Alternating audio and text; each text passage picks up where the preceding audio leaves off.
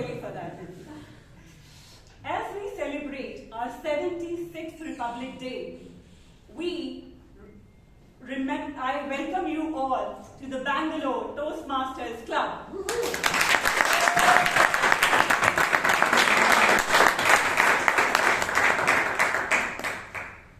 When I was studying, as a school student, I used to love Republic Day celebrations.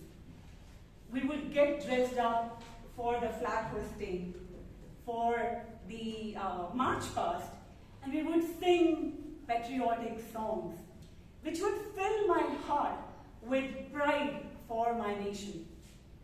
Did you all feel that? Yes. Would you like to sing a song with me to recreate that memory? Yes. Looking forward. Great. Can I request everyone to stand up just a few? So we would just sing few lines from Sare Jahan Se Acha. Please follow on the count of 3. 1, 2, 3.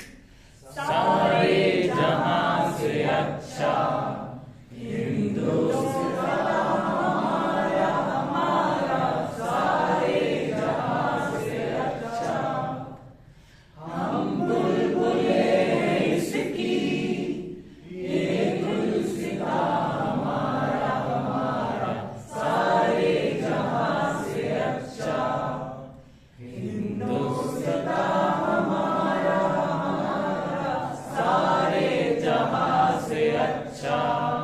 Great.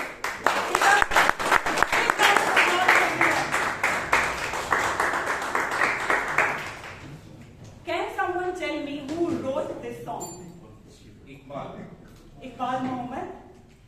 Now, Iqbal Muhammad wrote it, he's a poet, he wrote it in Urdu, and later it was translated in Hindi, and that is the version that we are using now.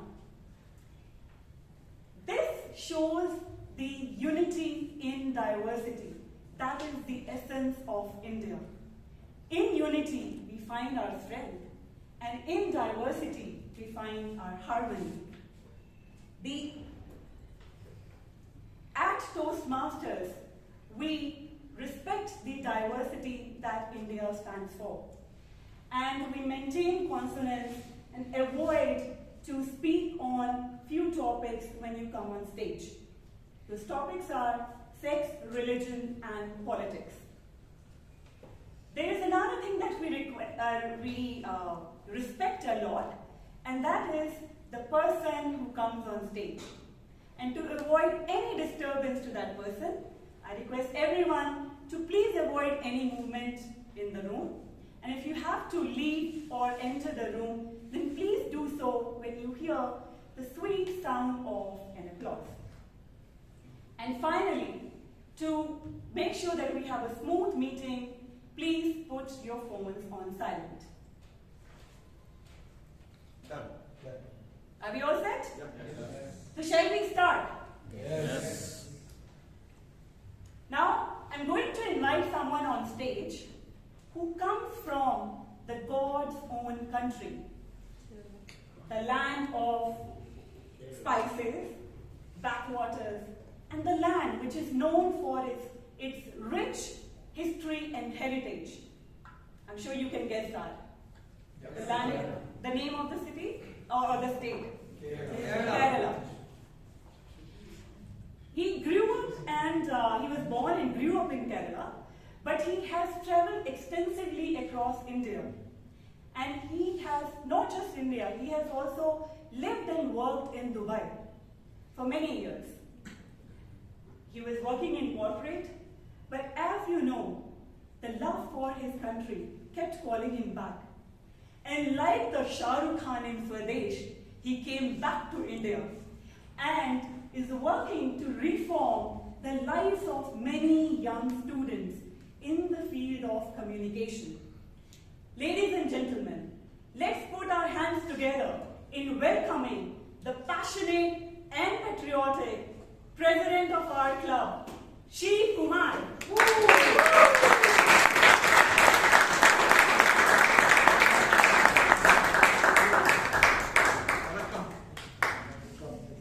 Thank Thank you so much, Toastmaster Amrit. That was so wonderful. Good evening, my fellow Toastmasters and guests. Good evening. I declare meeting number 1463 open.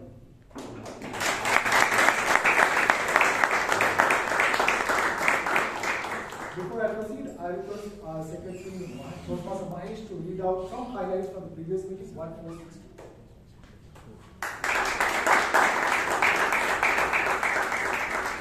Good evening, Toastmasters and my dear guests. Good evening. Meeting number 1462 held on January 17.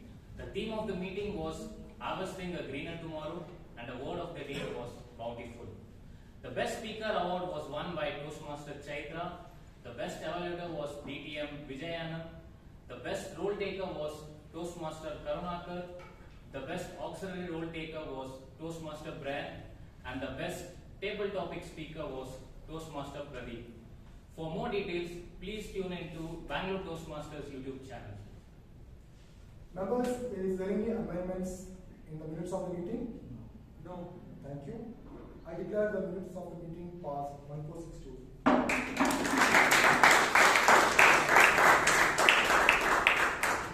Now I request the guests who came here for the first time, please stand up, please. We welcome you to our Republic Day special meeting. Thank you so much for coming. Hope you will enjoy the next 2 hours. Thank you so much. Members, how will we welcome the guests?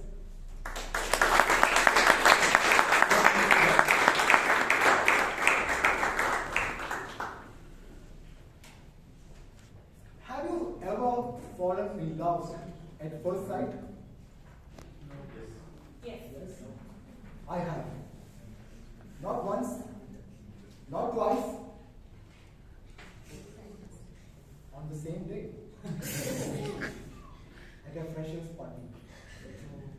Now before you judge me, let me explain.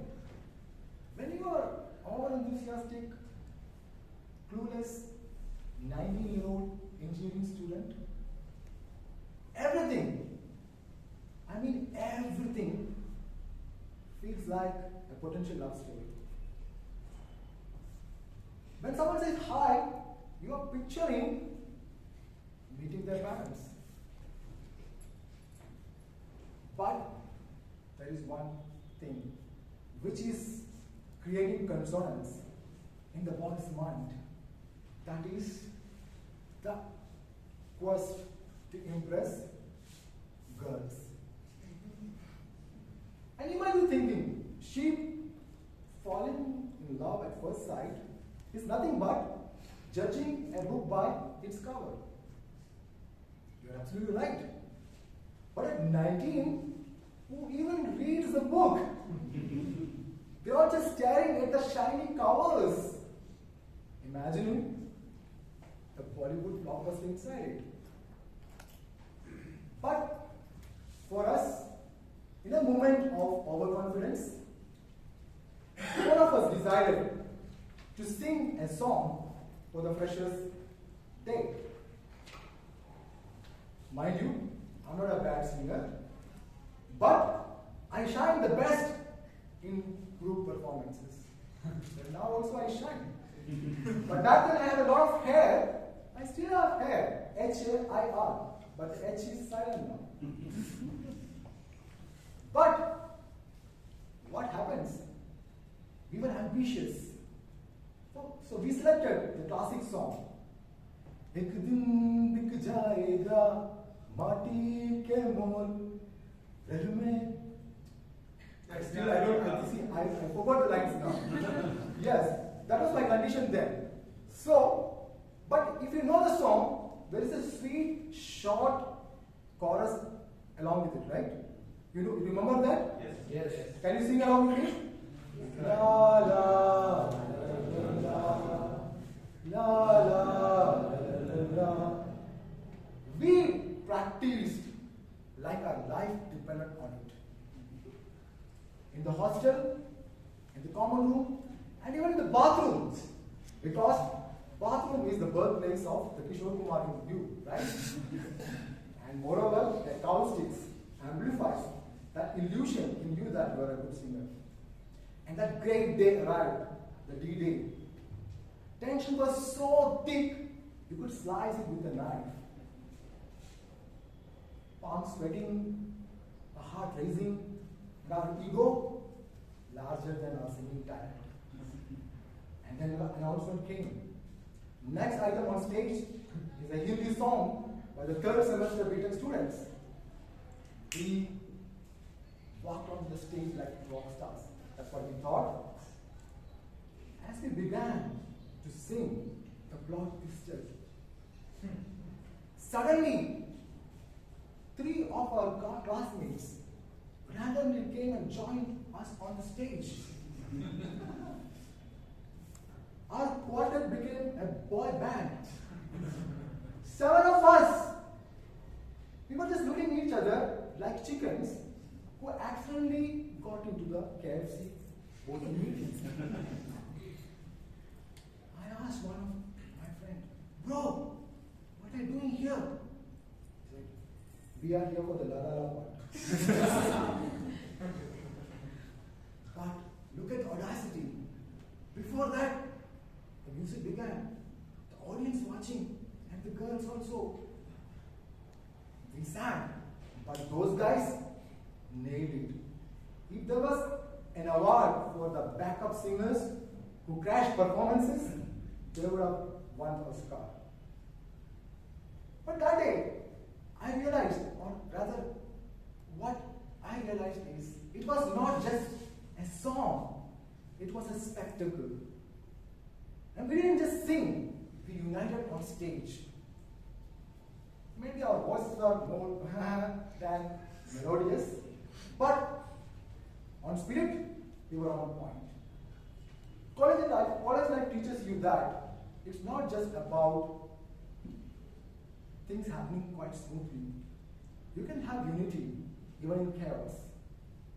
But then, another incident which taught me it's not only unity, diversity is also important to add beauty to your life. That was in a summer vacation.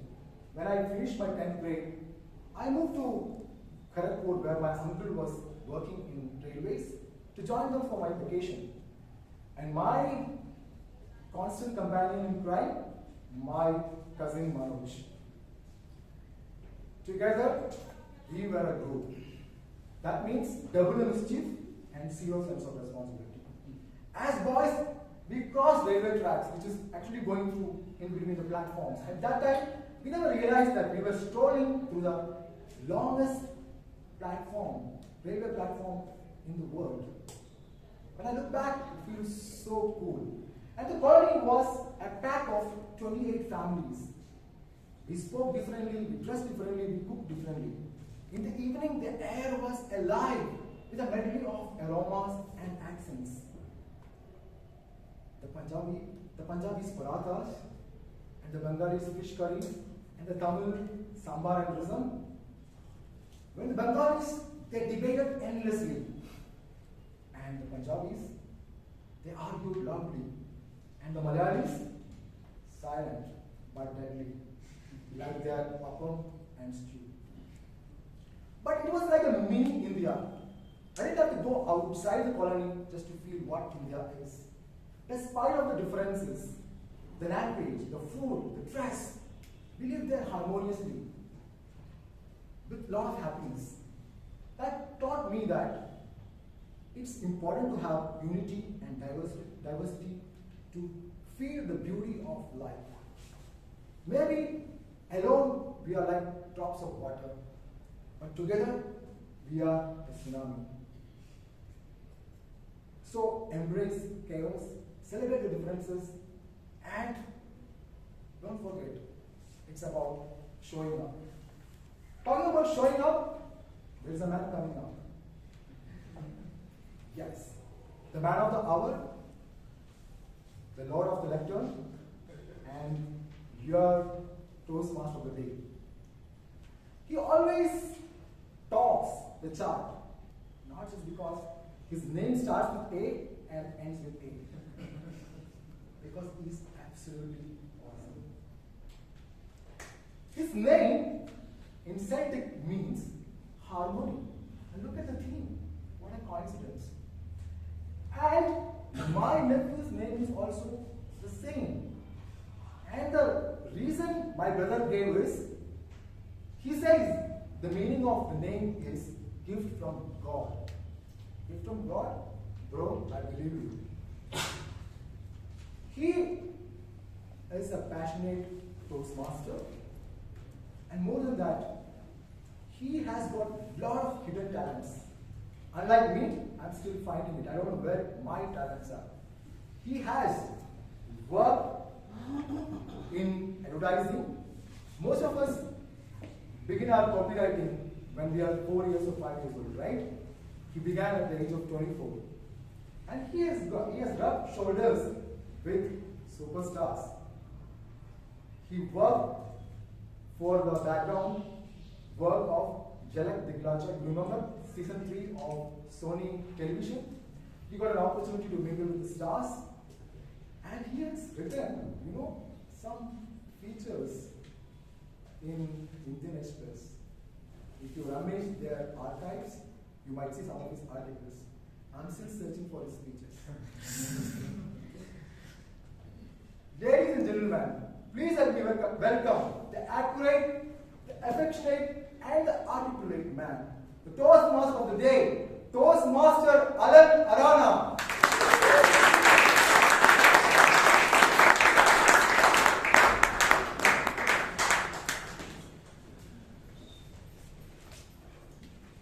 Good evening, fellow Toastmasters and guests. Good evening. Can we do better than that? Like, let's have a little bit of a competition. Let's see if this side is louder than this side, okay? So I'm going to start again. Good evening, fellow Toastmasters and guests. Good evening. Okay, that was very, very impressive. I was caught into deciding who.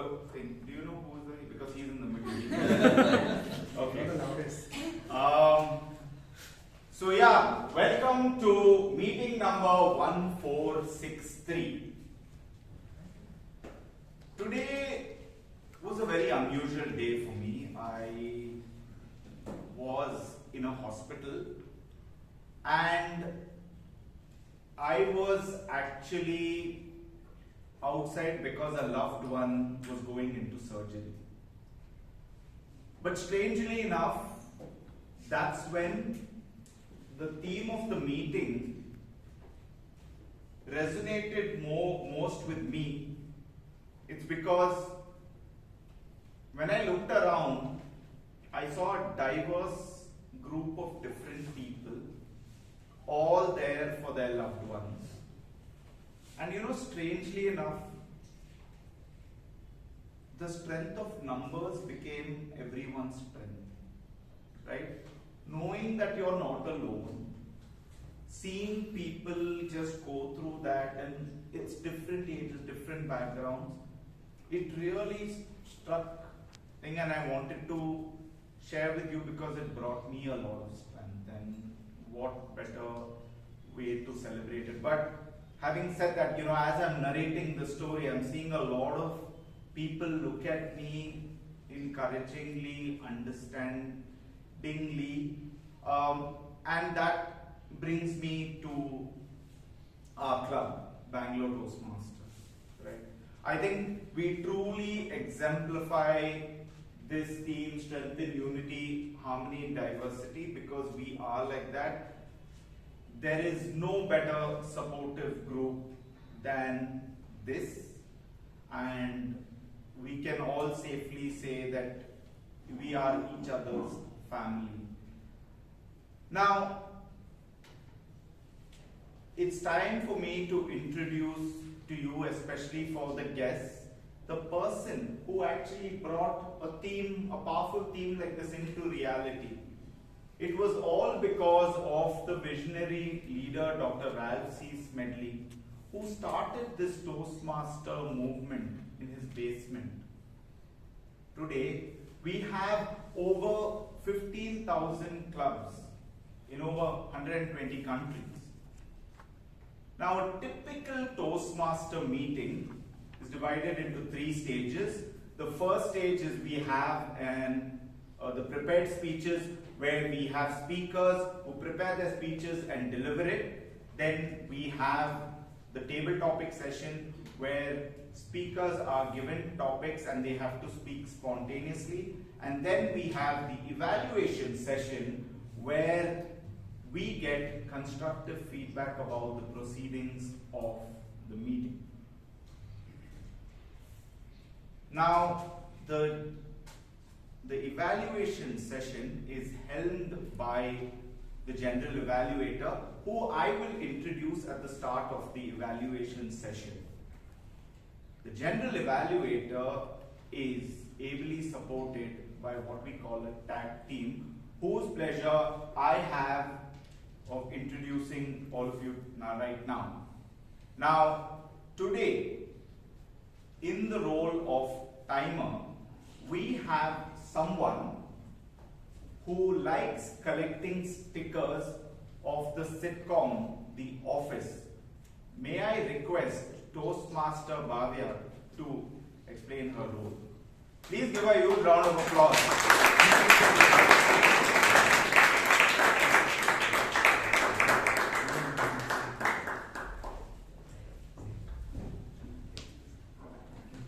Good evening, everyone. Good evening. I will be the timer of the day, and I will be keeping a track that we adhere to the stipulated time of the meeting.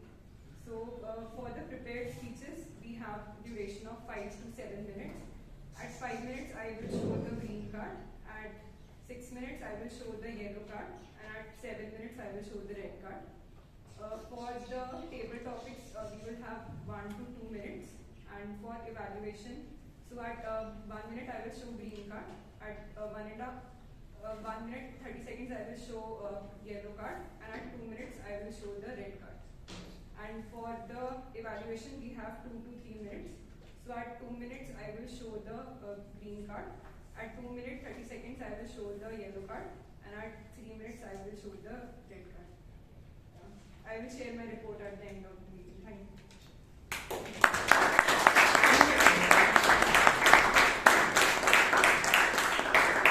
Before I introduce the R counter, I want to tell you the tag team is truly the hidden heroes of a meeting like this. So please give them a huge round of applause as they come explain their role, because they truly make this meeting special.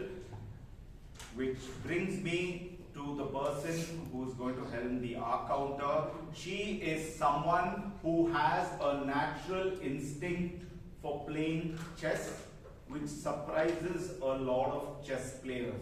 So anyone who wants to go on a duel with her, you can do it at your own risk. But let me not get deviated. I want to introduce the R counter, the person who's going to explain the role, Toastmaster Shreya. Please give a huge round of applause.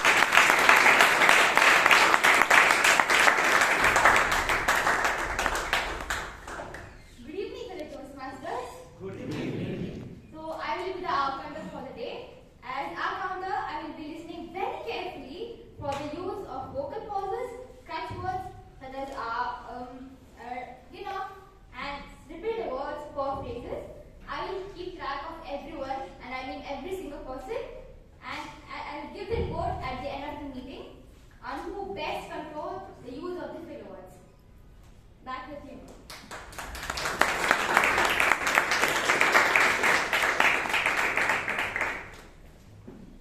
Now the grammarian of today is someone who has recently started running in Kabul Park in the morning. Now if you're wondering who he is running with, there are people in this hall who he also runs with. You can find out who that is, and you also know where to find him in the morning. Right? So to explain his role as a grammarian, may I call on Toastmaster Kenneth to explain his role? Please give me a round of applause.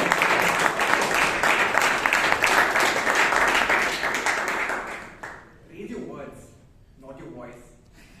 Raise and look at hours, not numbers. Good evening, Toastmasters and your guests. Good evening. I'll be your grammarian for the day. For the benefit of the guests, It is my job to keenly listen to and take note of the improper and exceptional usage of the English language. Today's word of the day is consonance, a noun which essentially refers to a sense of harmony, agreement, or compatibility between elements. An example of its usage would be the colorful display of the different flowers in Nagpur is in complete consonance with India's rich cultures and heritage. I encourage everyone to use the word of the day and I provide my grammarian report along with a number of times the word of the day was used at the end of the meeting when called upon by the general evaluator. Back to the program.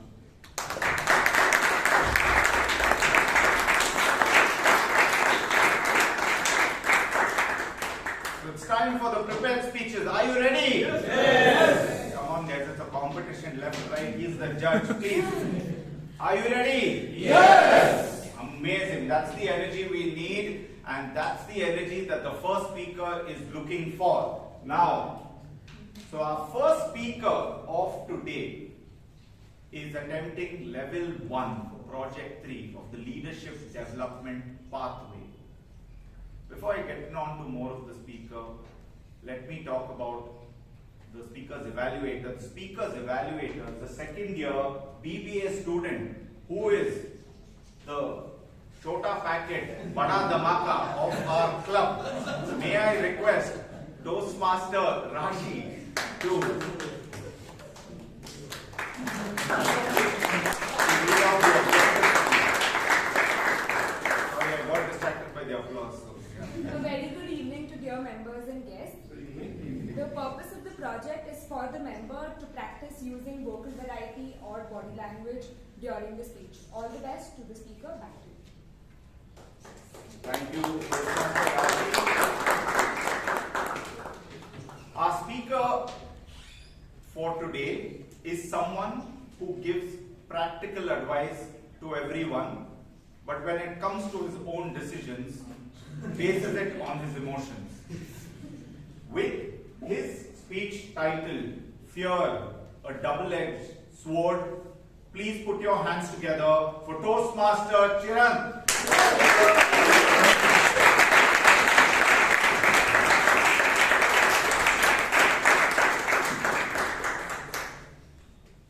Good evening, dear guests and fellow Toastmasters. Good evening. An American philosopher, George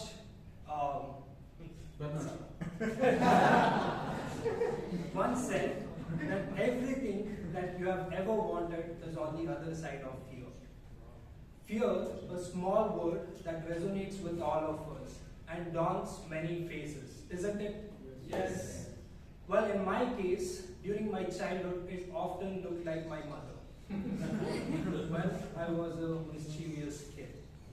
So let me take you back to my childhood, how this curiosity of mine always put me in troubles.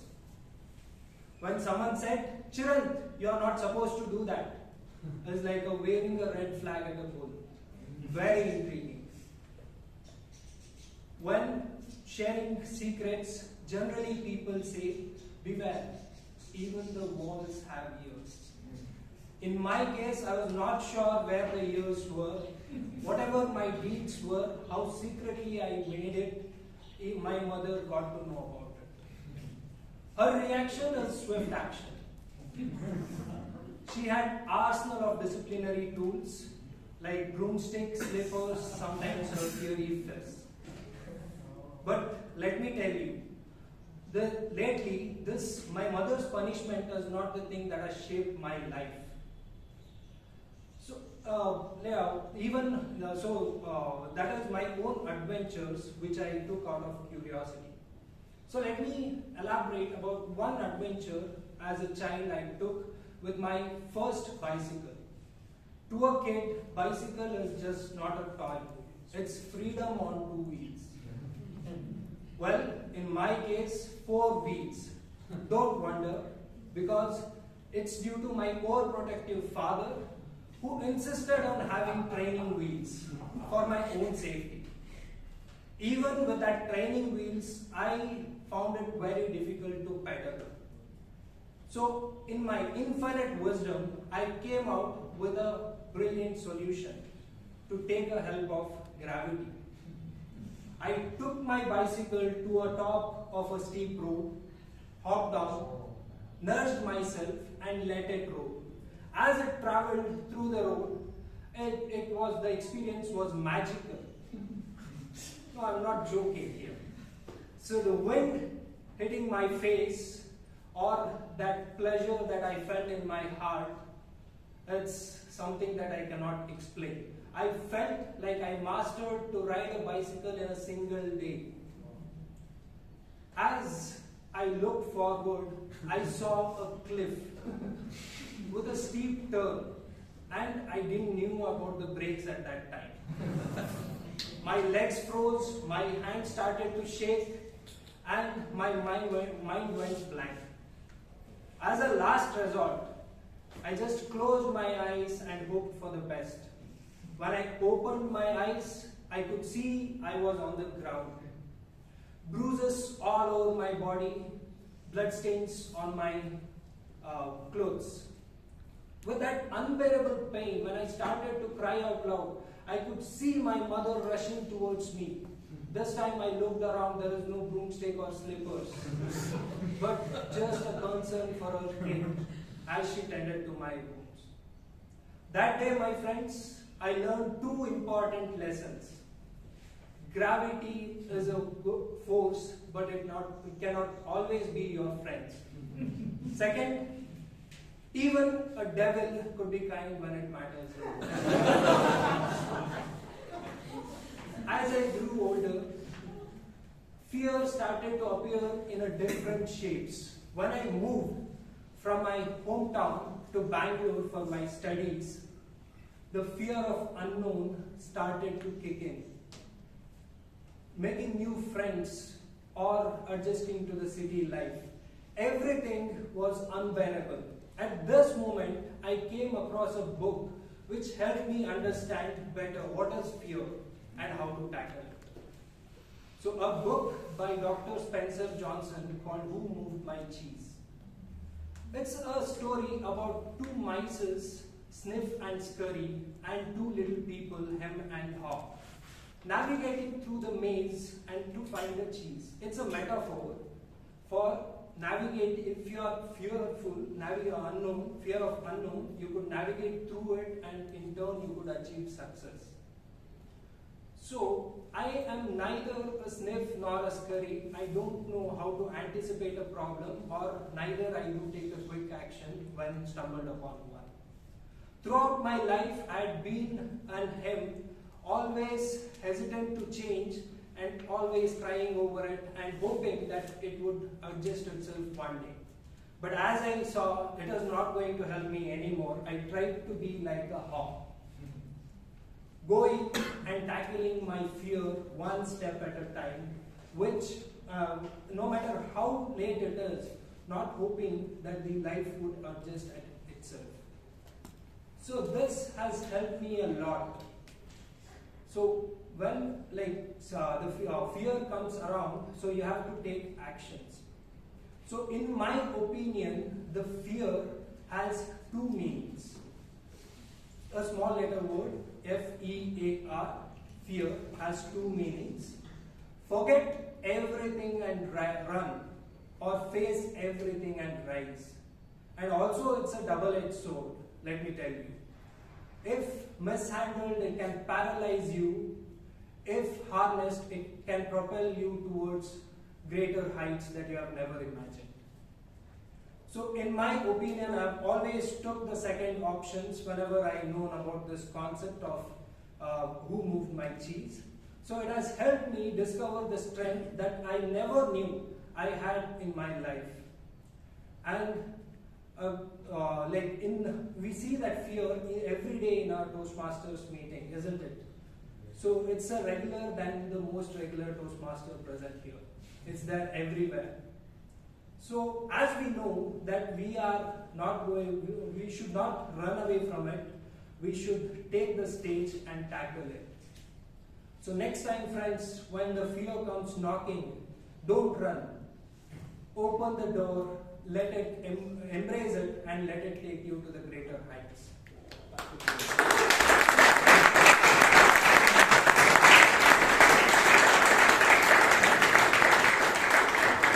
Come on guys, I think Chiranth deserves a huge round of applause.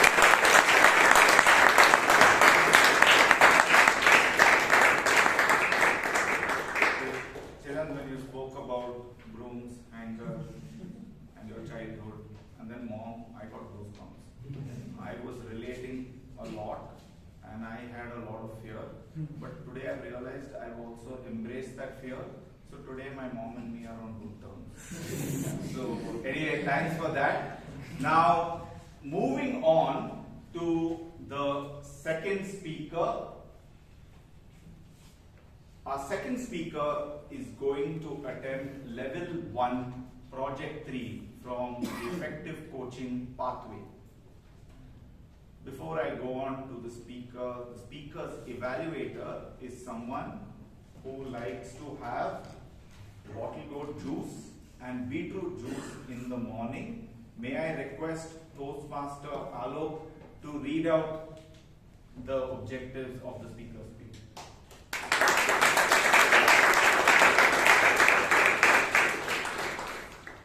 Thank you, Toastmaster Aran. I don't remember if we discussed the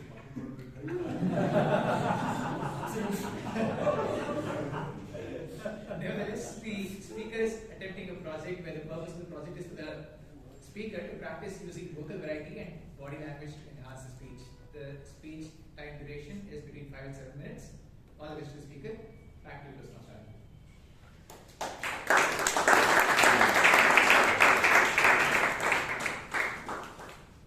Our speaker loves traveling and exploring the world of wildlife. With his speech titled, What to Say, ladies and gentlemen, please put your hands together for Toastmaster Vaidyanathan.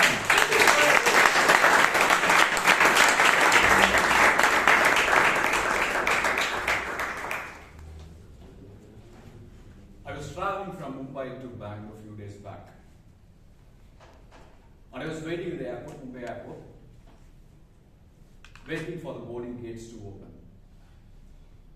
And that's when the ground staff said, ladies and gentlemen, the boarding gate is now open and passengers who are in zone A can proceed for boarding.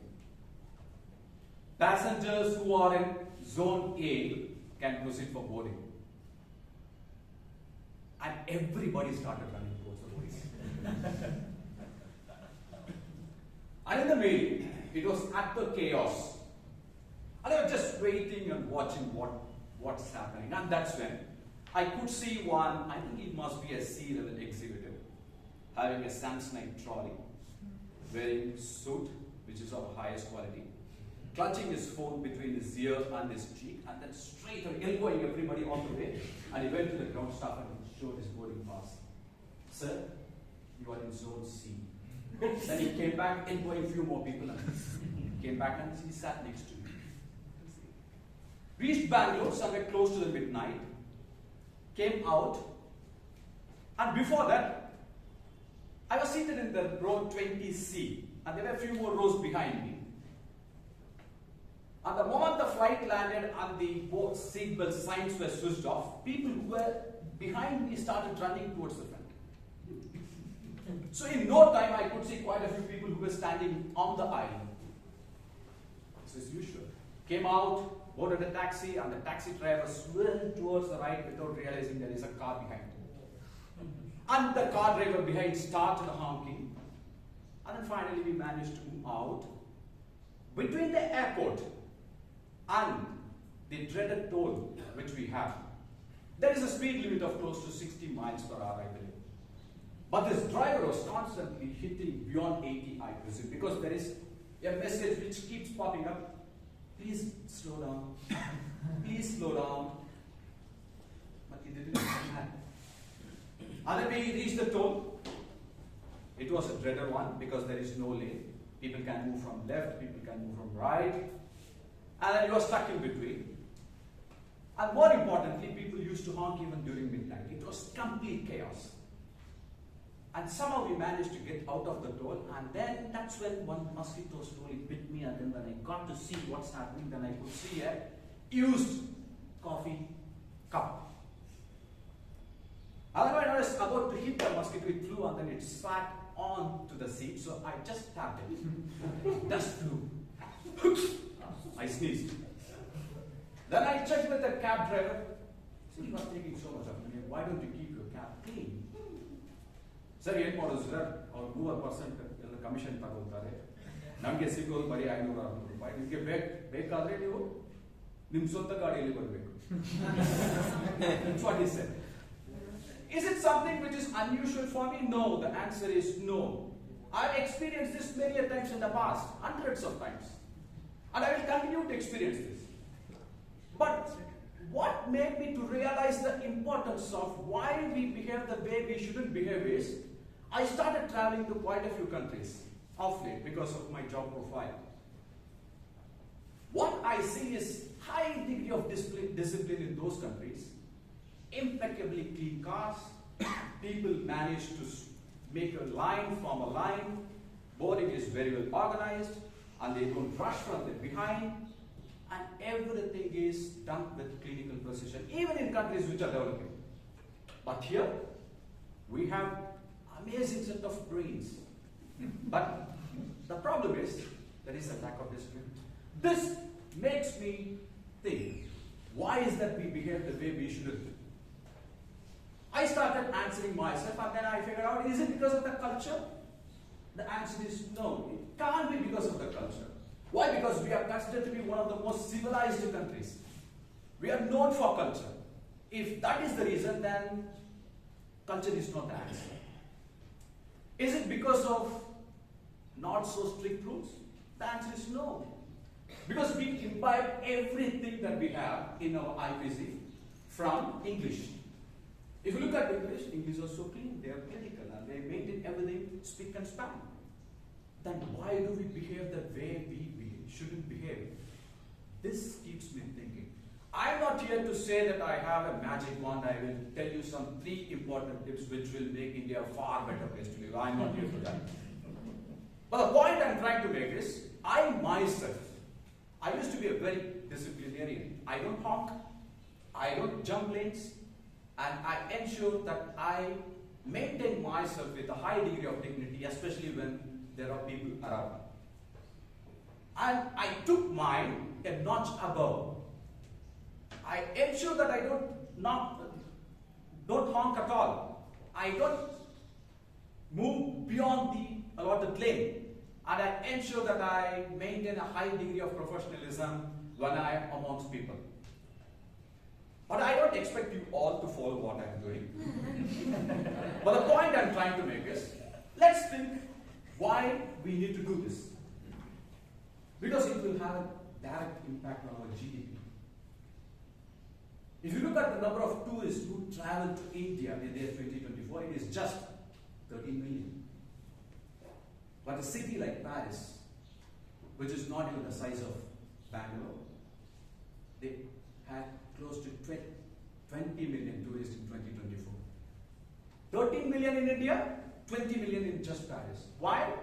Whenever you visit any country, whenever they hear the word India, they always relate it with chaos. They always relate it with brainy people. They always relate it with something which is unhygienic. I think each and every one of us have got the responsibility to make India a far better place. I started this maintaining a high degree of discipline. And I'm not expecting you to follow me, I'm telling you. But touch your conscience and see whether you can do a bit for our mother country.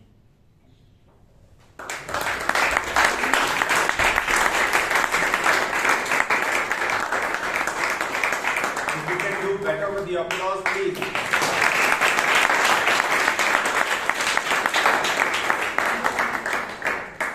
Toastmaster Vaidyanathan, one thing I know, before I go to sleep, I have only one question. Why do we do what we do? That is the question that is definitely going to be there. And as you were talking about it, I was reflecting, so I'm definitely going to think about that. With that, Now moving on to speaker number 3. Our third speaker will be attempting level 1, project 4 from the motivational strategies pathway. The speaker's evaluator is someone who's recently exploring Japanese cuisine with her cousins, more in the form of being a food critic.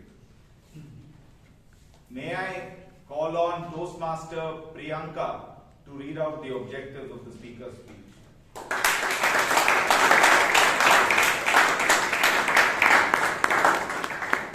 A very good evening, fellow Toastmasters and dear guests. The level 1 project 4 that the target speaker is attempting has 3 projects, 3 sub-projects, and this speaker is attempting the first project. And the purpose of the speech is for the member to present a speech and receive feedback from the evaluator. Timer, please note the speech time is 5 to 7 minutes. Over to you.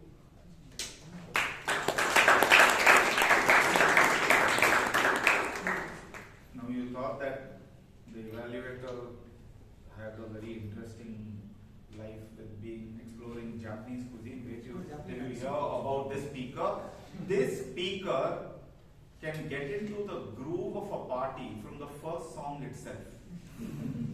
With his speech titled, The Last Lecture, please put your hands together for Toastmaster Pradeep.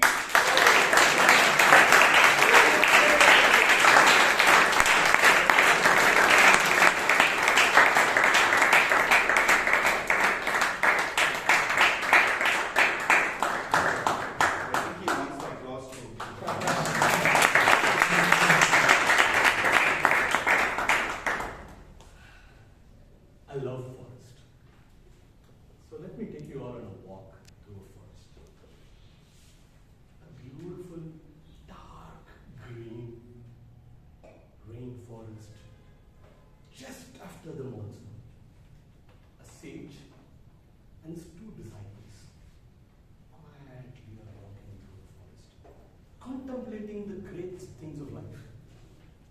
Suddenly a distant sound. The sound approaches. They look around and they see a funeral party. The disciple, one of the disciples, is so curious. He turns around to a sage and asks, "Oh, learned sage, can you tell me where this man is going?"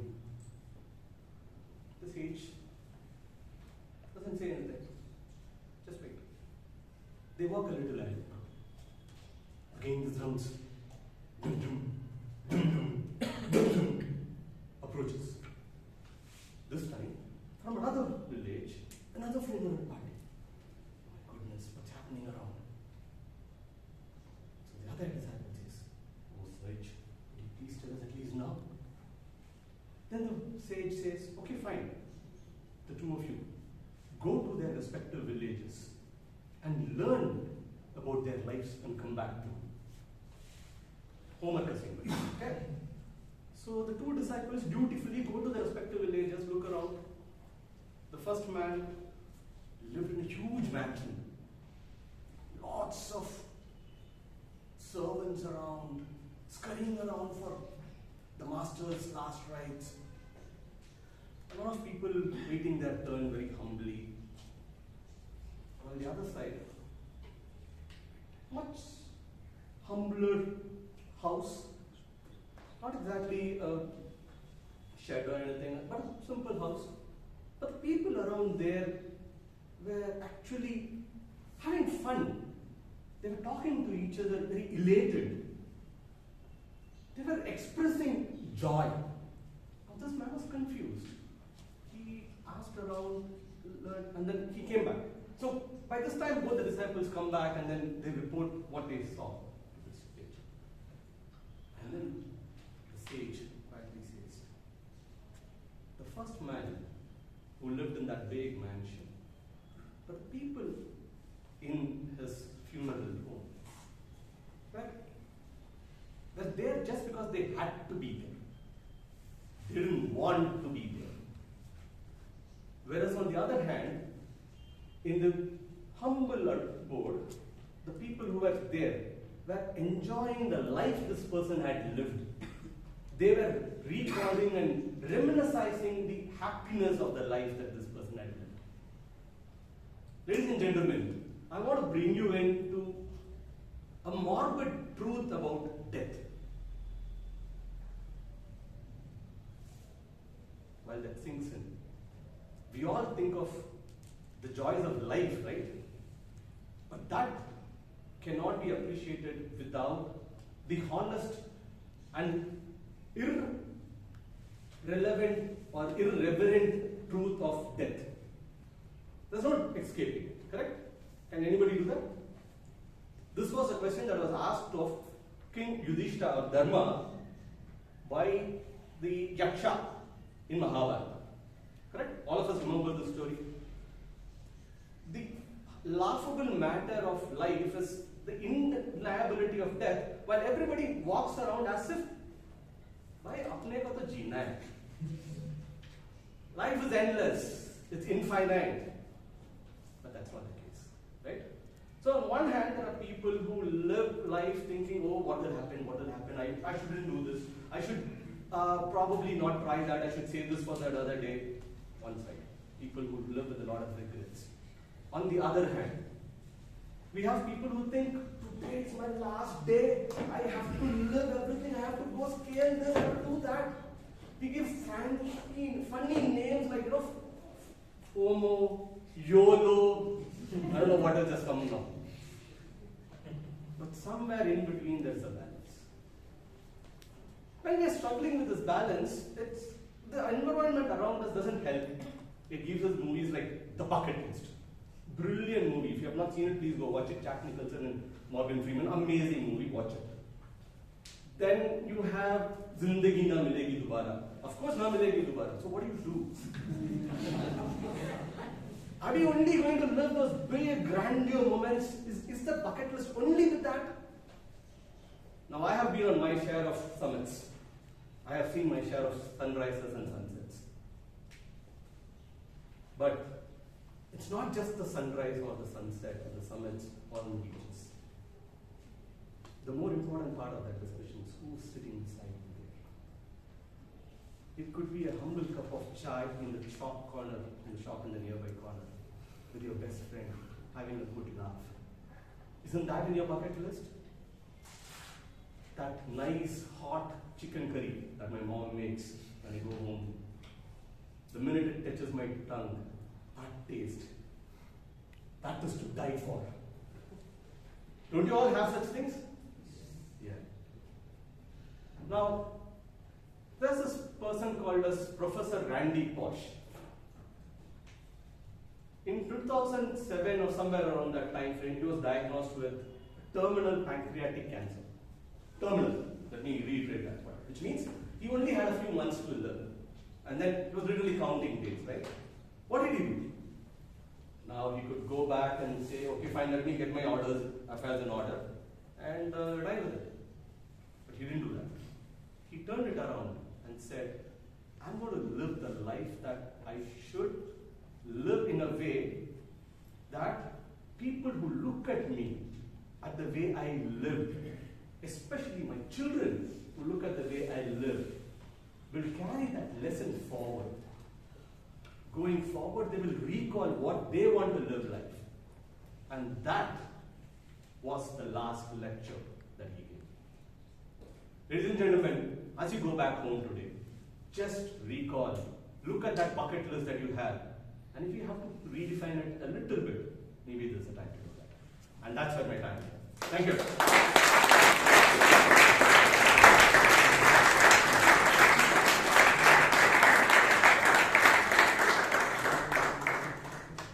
I know it's time for the break, but that doesn't mean you clap lesser. So let's have a good round of claps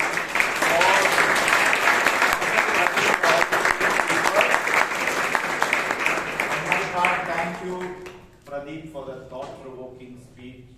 I definitely have more questions as I'm going to go to school today. You have just added to this list. Right? Now, I won't say it's the time that you've been waiting time for a break. Okay, 5-minute break. We'll be back with, on the other side, we have an exciting table topic session. If you don't know what that is, please find out who the table topic master is, and along with telling you what the session is all about, he will also add your name to the list. Okay, so see you in 5 minutes. So welcome back everybody, and now it is my pleasure to introduce the table topic master of today. Before that, I want to say that the table topic master of today, given the spirit of the Republic Day celebration, what I'm going to say is indeed amazing, because he has had the rare opportunity and pleasure to meet Arjun Singh. Now, who is Arjun Singh? Arjun Singh, now listen carefully, he is the only 5-star officer in the Indian Air Force, and he is one among 3 5-star officers in the armed forces as well. So our table topic master of today has met him. So that's that. Now, it gives me another interesting thing about our table topic master is he was telling me that last week he went for the Coldplay concert. Okay, that's not the most interesting thing. He resonated with this theme there. Okay. Instead of thinking of the lyrics and all of that, he was like, I think it goes with the theme, right? So, ladies and gentlemen, please put your hands together for the table topic master of today, Toastmaster Ujyant.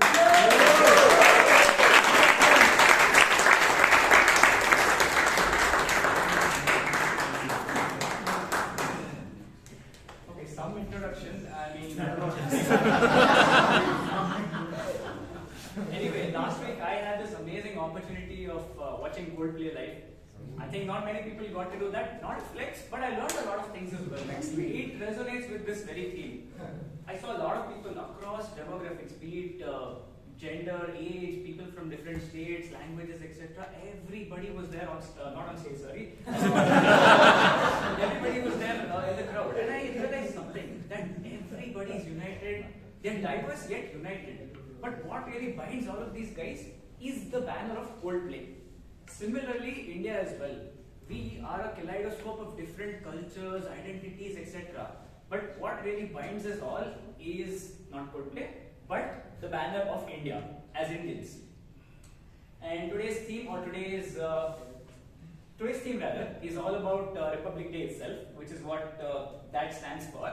And my topics will also be in line with that. So before I even get started, let me just tell you that today the timings are 1.5 minutes. That will be the green card at 1 minute, the yellow card at 1 minute 15 seconds, and the red card at 1 minute 30 seconds. That's a change from 2 minutes. Can we get started? Yes.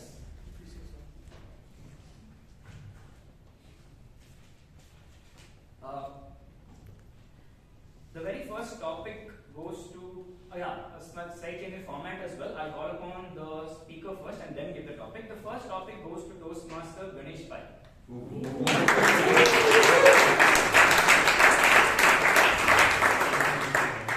Can you share a personal experience where you learned something really valuable from somebody from another state, not from Karnataka?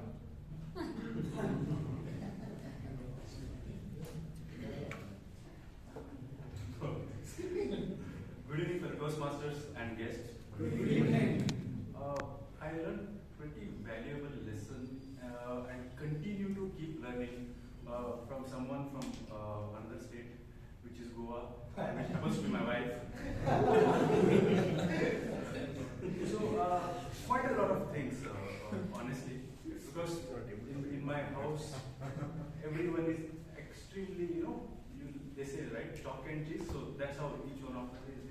And how to really take along everybody without losing cool and ensuring everything works like a clockwork, it's something amazing. I don't know how she manages it, but hats off to her.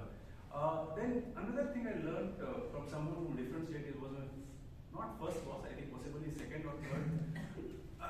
He was such an, I can't use the word, but you get it, right? So, that kind of a boss.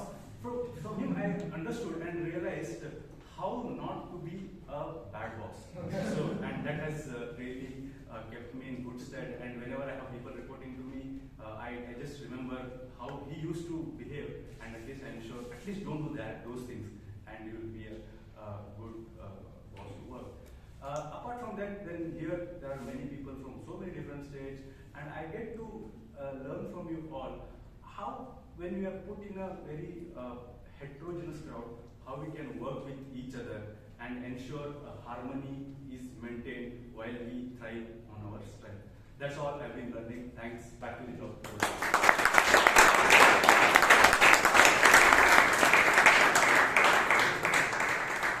The next topic goes to Toastmaster Srinivas V.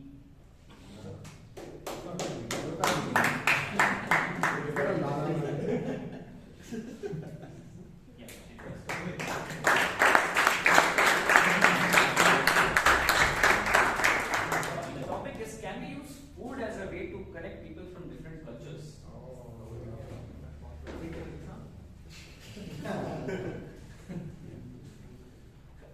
How many of you traveled in trains? Yeah. How many of you eaten train food? Food. Yeah. How many of you, your co-passengers given the food for you? How many of you felt that food is more tastier than your wife's food?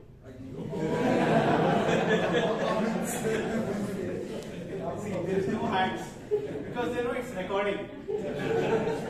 It's recording, it's going to go online. Yes, there are different cultures in India, there are different peoples all around. There is a food which connects people also. Because whenever you're not in your state, your city, your country, if you're too far, like you've been to US or different countries, when you taste your home food, it means it could be a different countries or North India, South India, West India, East India could be. But when you take the spices, salt and the sweet, as well as the bitters, everything, all the 6 sense of your food, definitely that reiterates your home culture. You feel, yes, this is what you have been waiting for. Just ask this question to people who have been working abroad, left their family alone, and then eating different cultures' food. But when they tasted their home food, that means the Indian food, they feel great. They feel, Vera Bharat Mahani.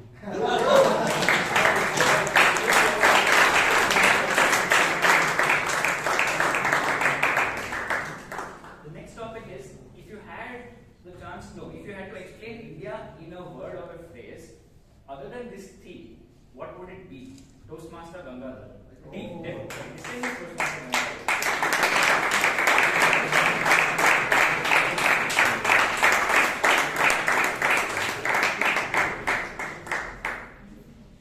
If you had to explain India in a phrase, other than this theme, what would it be? You said it. Thank you very much. India is, let me say, Mera Bharat Mahan, take from there only.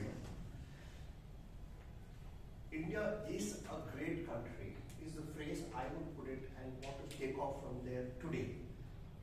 The reason is, we see what is happening around the world and we see the kind of chaos that's happening. It's madness everywhere, including India, no doubt. But are we trying to find a method to our madness? Are we going to find a path where we're finally going to reach somewhere?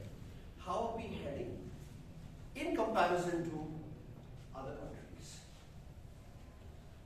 They are having the chaos, but how are they proceeding with that chaos? And one of the biggest problems today in all this is the craze for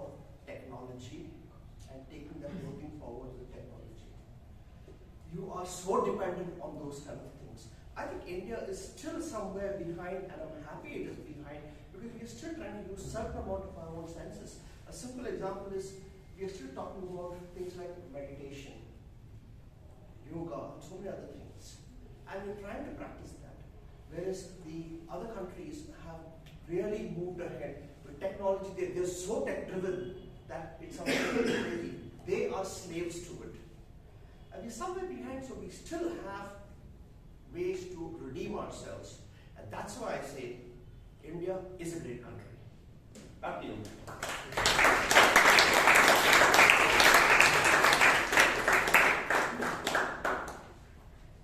The next topic is, what is a factor that binds Indians together no matter where they come from?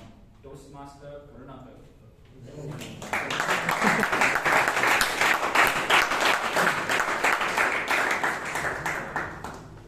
What is a factor that binds Indians together no matter where they come from?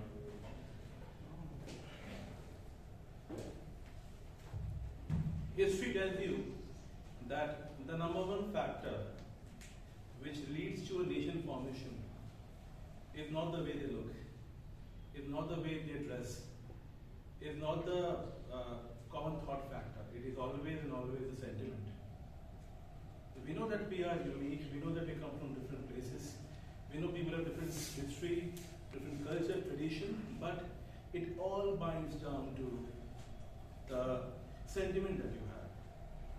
You might be seeing something in the news that Tamil Nadu can have some issue with the center, Jammu Kashmir can have some issue with a certain state. Same way we have been fighting for water between Karnataka and Tamil Nadu as well. But there are enough opportunities that we all get together to celebrate as being one. If we win in cricket, we celebrate together. If we have a space program that we normally achieve, we celebrate together. If there are any battles or any border disputes that we actually get to see, we see people coming together. Right? So it's all the sentiment. More like Europe in itself. At the same time, one common factor that binds us all together is that we know that we are fighting with people. Obviously, just like our homes, we do fight. We have our own issues at home. We have our own issues. I can say that my elder brother has been getting more pocket money than I'm getting. The same way we are fighting for GST, we are spending 1 rupee, how much are we getting back? But at the end of the day, we all celebrate together. We have a common sentiment which gets us to bind together and celebrating uniqueness in a different way altogether. Thank you.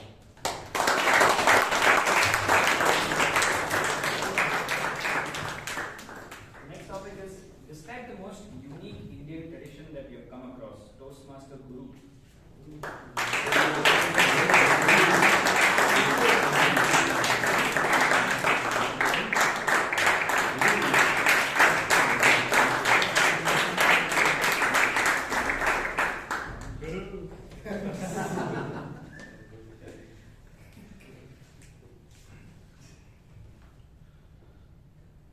See,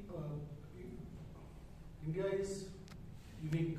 The reason is we have the background, what we come from. See, if you go back ages, we are one of the rich country with culture, with tradition, lot of things. And we have created everything. The mathematics has come from India actually.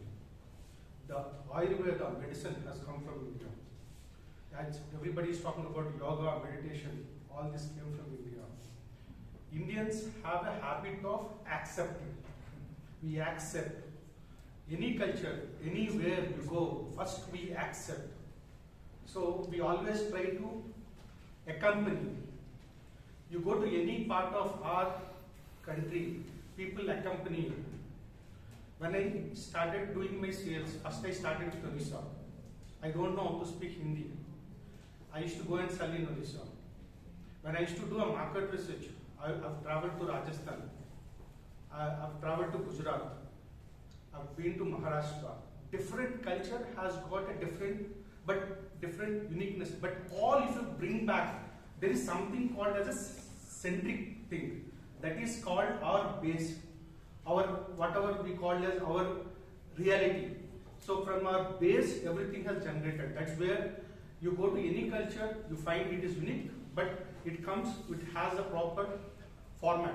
That format, we feel that India is a country with lot of culture, traditions, and the richness. Over to you.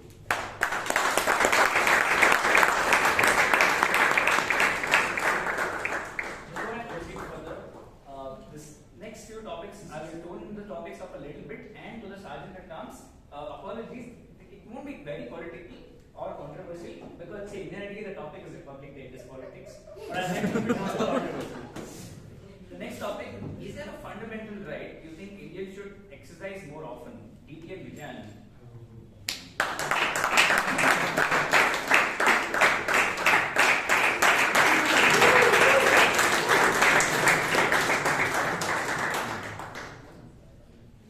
The fundamental right that every Indian should exercise is speak what you really mean. Mr. Tabletop Master, fellow Toastmasters and guests. Now, this wife wished her husband Happy New Year. No, what's the general response? Husband will reply, anyone? No. Same to you, thank you. You're right, Mr. President. The wife wished her husband Happy New Year. The husband replied, promise? The wife was saying something perhaps which she could not continue for 365 days. Second incident. Few years of marriage, the wife tells the husband, you're the apple of my eye. Yeah, exactly. exactly, Puneeth. Now, what we think is, no, you're my loved one, I cherish you. But actually, what the lady meant was, I am eyeing that Apple phone for the last 3 years. Please say what you mean. Finally, one more incident. Let's say 10 years after marriage, the wife says, I can't live. Initially, at honeymoon days, I can't live without you. After 10 years, the spouse means, I can't live with you. So, all I'm saying, friends, let's exercise a fundamental right to really say what we mean.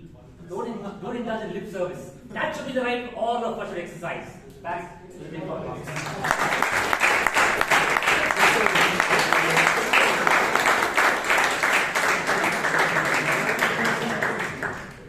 The next topic, if you were to dine with a historical Indian figure, who would it be? Toastmaster Vishal.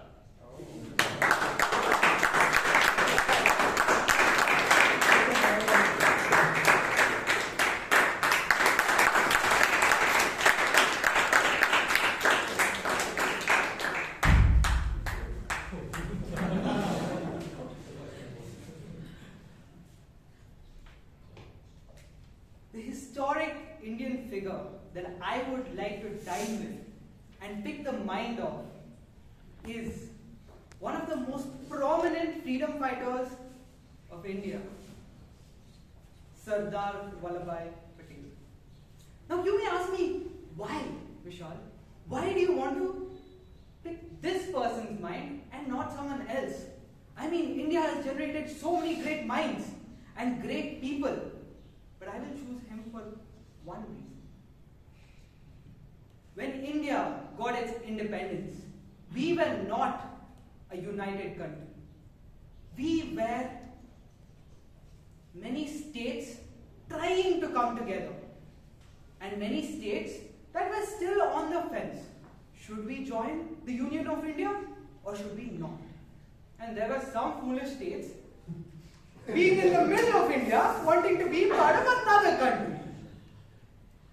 But this man swooped in and he brought the entire country in consonance. And he was able to unite a country through a lot of strife, during a lot of problems, during a lot of turbulent times. And how he managed to do it is something that I would like to use in my life and in my service to everyone around me and to the country. Over to you, Tabletop Master.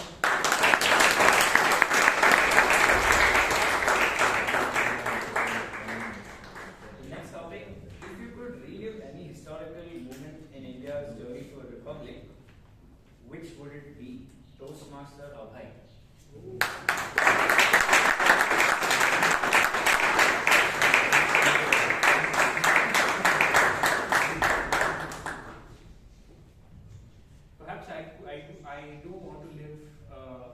day where, before India was becoming a republic, but there is a certain incident that one of my friends narrated where his father was in the army and during the Kargil war, and there were there were two troops stationed a few kilometers apart, and they wanted to communicate with each other. And the enemy was listening to the communication, and that was obviously Pakistan. Now they could have tried to use some jargon, code word, use Hindi, English, whatever. But what these two companies had in common were two people from the same village in Kerala. And then what they used is their local slang to communicate. And by the time Pakistanis could figure out what this language was and get someone to translate it, the job was done. And I think being a fan of technology, encrypted communications, I thought this was just quite out in the open and the Pakistanis could not do anything. Yeah. So I think that's a moment where I would like to live and relive that moment.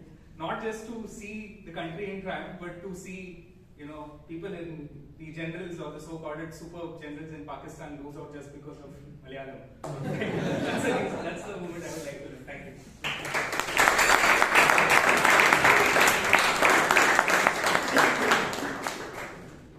The next topic: if you were an ambassador for India, how would you showcase our diversity? The topic goes to Toastmaster Puneeth.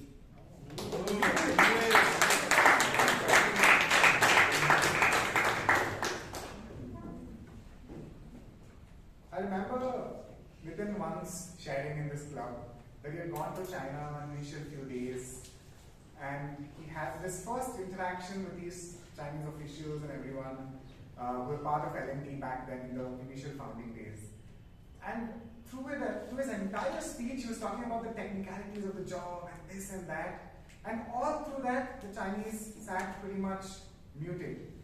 And he couldn't figure out what they were expecting that he was failing to share. Until he paused and asked probably somebody, said, what would you like to hear now?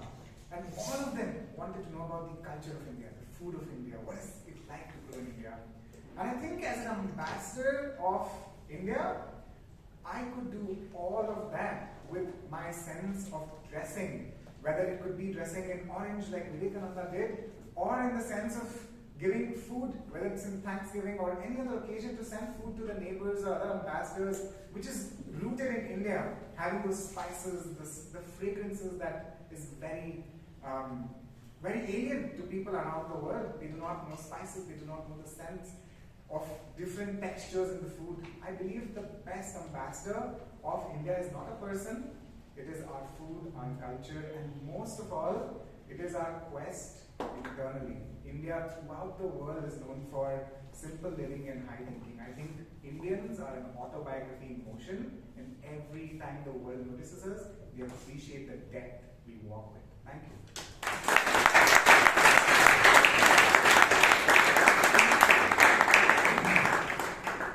Next topic: what is an Indian innovation that you're the most proud of? Toastmaster Ratan.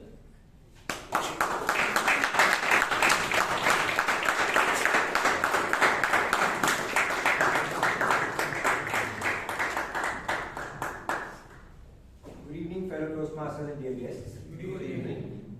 The Indian innovation that I'm most proud of is related to what each one of us is very concerned about.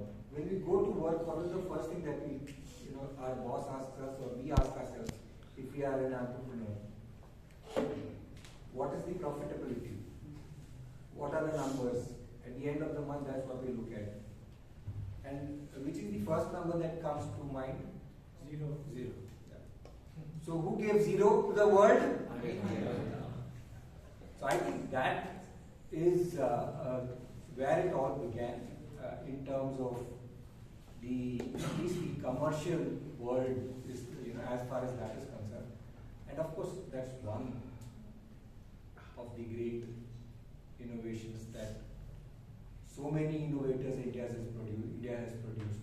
And now I'm just going to start naming them, and probably I won't be able to get off the stage. So, whether we talk of C.V. Raman, whether we talk of Jagdish Chandra Bose, whether we talk of, from my field, the person who discovered the Jeen Harbudin Kurana, or many, many more.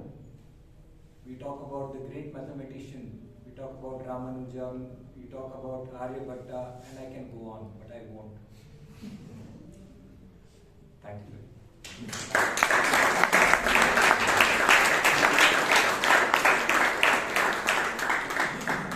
Next topic, what is an Indian festival you haven't experienced but want to? Toastmaster Prakash.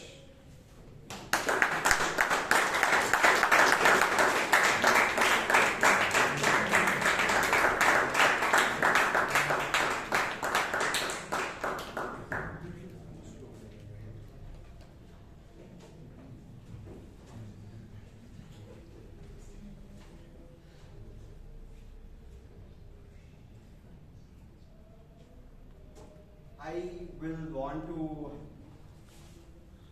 witness the festival whose name I am not able to recall, but I was really amazed when I saw it in the movie Kantara, if you know the Kola. I think that was, like, I was amazed by the movie first of all, and secondly, it just showed how deep we are rooted in India's diversity. And the whole picturization was really unique to me, and I actually am in awe of the movie itself, so I will go on and talk about the movie, how it built up, and the concept of semi-god. Those things I don't think you will find outside India. So yeah, I will just refer to our harmony in diversity, where we are able to witness such great cultures through cinema, through witnessing. I come from the north, and now I am really established in Bangalore. So yeah, learning from a lot of people. So yeah, I would like to love enjoying Kola. Again, maybe watching Kantara today. Thank you.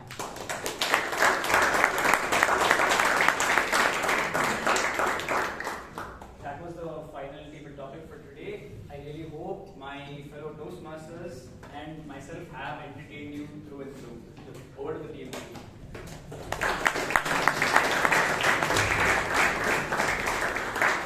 Please give Toastmasters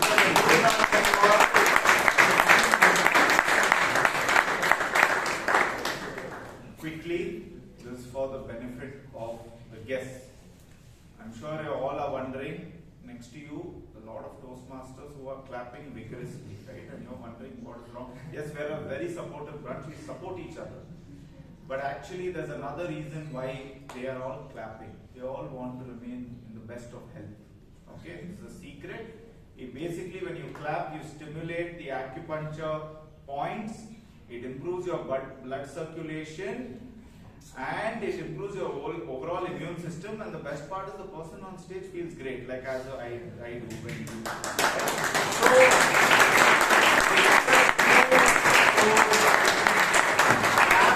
going forward, because you really need to clap for the person I'm going to introduce right now. Now, the person, now you all see this video camera. Yes, there is a dashing gentleman behind the video camera, but I'm talking about the video camera now. You all see that here, but he is a person who during his term as president introduced the video camera to this club. And that's not all. When I asked him, who is your role model? He says, everyone around me inspires me, starting from maybe the sweeper outside my house. And these little inspirations drives him forward every day. A seasoned Toastmaster, a prolific orator. Please put your hands together for the G of today, DTM Rajdeep Manwari.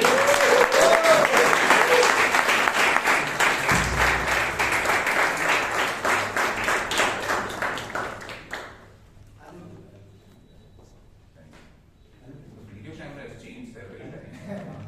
It's not the same one, but thank you, Alan, for that wonderful introduction. As Alan said, you must clap, so please clap again.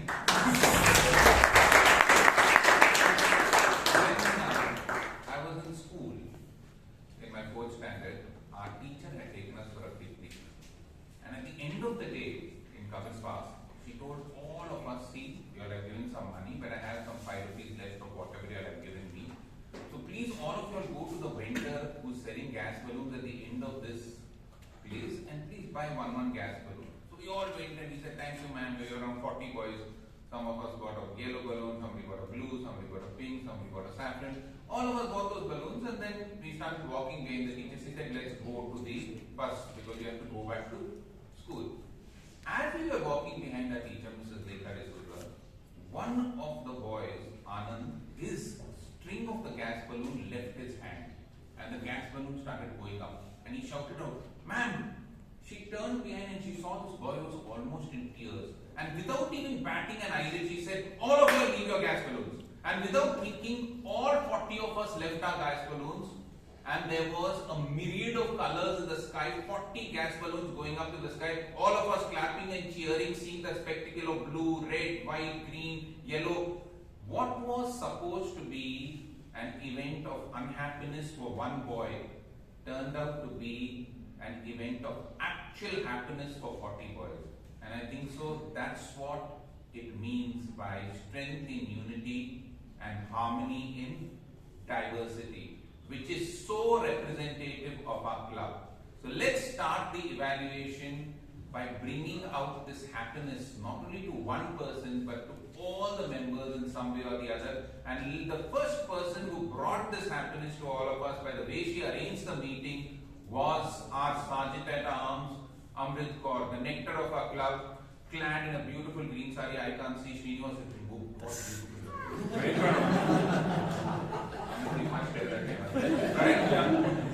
And she started off the meeting with a bang, adab and namaskar, and she made us tell all those beautiful things, and then she made us brought up the energy by making us sing that song. Correct? No? Sare jahan se.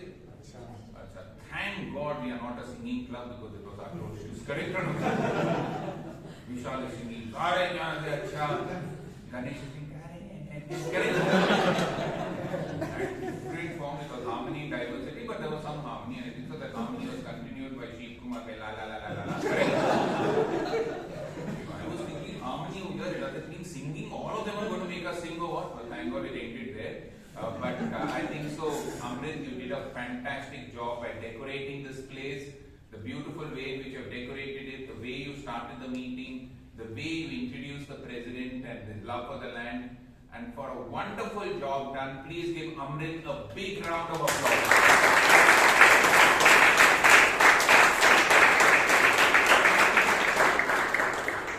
One thing I want to tell you, Amrit, is don't cut your sentences midway. You start off, okay, all of you all, now all the Sare Jahan Se Acha was translated from Hindi to Urdu. It was written only in one language, okay, so please don't that. And then you suddenly say, welcome to BTMC. So, might be when you're starting a sentence, don't end it midway, just continue whatever is the flow of your thought. Don't interrupt your flow of thought. But otherwise, you have done a fantastic job. And I think so the time taken by you was a little longer than what is allowed for the Sergeant. Time of Bhavya, how long did she take? Huh? What? I didn't know time. You didn't know time. Okay, Amrit, you're good day, you're lucky. Understand? Okay. You have noted time for others or not time for others? I can continue. Okay, now let's. Don't time me also. Okay. Okay, but I think so it took a little longer, might be make it a little shorter. And then after that we had a dynamic president from God's own country, Sheeb Kumar. So please give Sheeb Kumar a wonderful applause for in which he introduces the Toastmasters. in my entire year for 17 years I've been a Toastmaster in this club, I haven't seen a president do such a brilliant introduction of every person. I was there for the first meeting and I saw the way in which he introduced Alok. I came this meeting, this is the 4th meeting I think so of the term, and I think so the way he introduced the Toastmaster, the Alan, I think so you're doing a wonderful job in terms of introduction.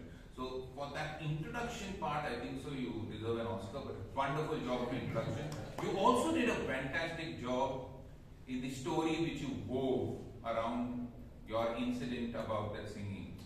It seemed a little forced, correct? Because you wanted to tell the story and bring in the term of harmony and diversity, but it was trying to. Sometimes, Sheeb, I just have a feeling, just stick to one story. You told about the story of that, then again you went to the apartment and how the Bengali curry and this and that. Stick to one theme and one story, because it suddenly feels that you're moving from one subject to the other. And don't try too hard, you're naturally very good. So sometimes when people don't laugh, let them not laugh, correct or no? It's okay, you don't have to force humor into it, because I saw sometimes in the beginning when you were trying to crack a joke and only few people were laughing, it feels that your energy did. Doesn't matter. They laugh or they don't laugh, it's not your problem. It's the general evaluator's problem. Correct or not? So leave it. Correct? So just don't try too hard. Just be your natural self. You're naturally a gifted speaker. So be a little bit concerned about the time which you took. So I thought again, you didn't time him also? You timed him, huh? How much time did it take? He took 9 minutes 35 seconds. Good. Okay. So Sheeb, might be 7 minutes, I think so. So be a little aware of the time. But otherwise, for the great job and the way in which he's pushed the meetings forward in his new term, please give Sheeb Kumar a big round of applause.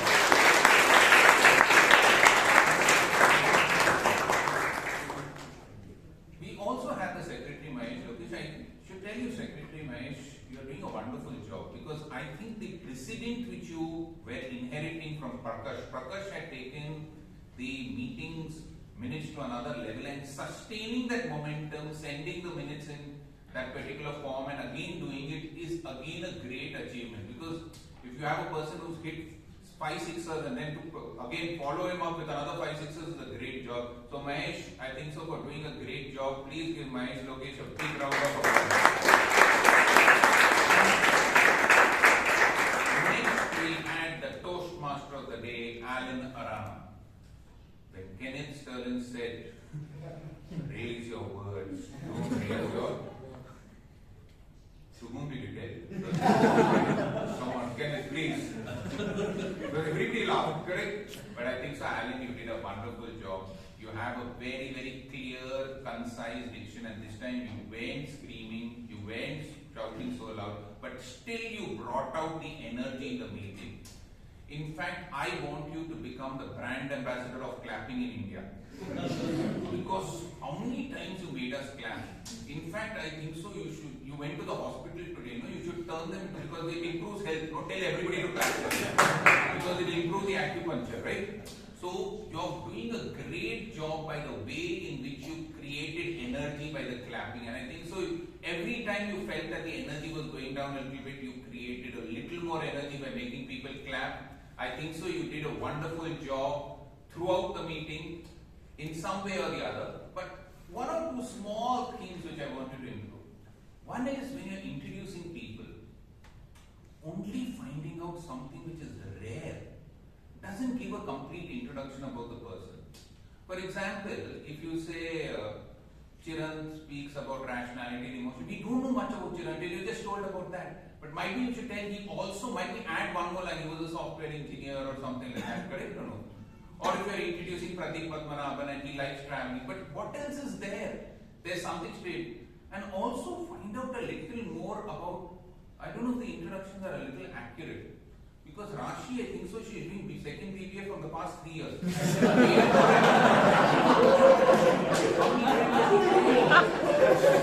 Last time you introduced her also second BBA. When Rashi, you cleared for BBA. It was a Bharat Amaka for me. In a chota packet, correct?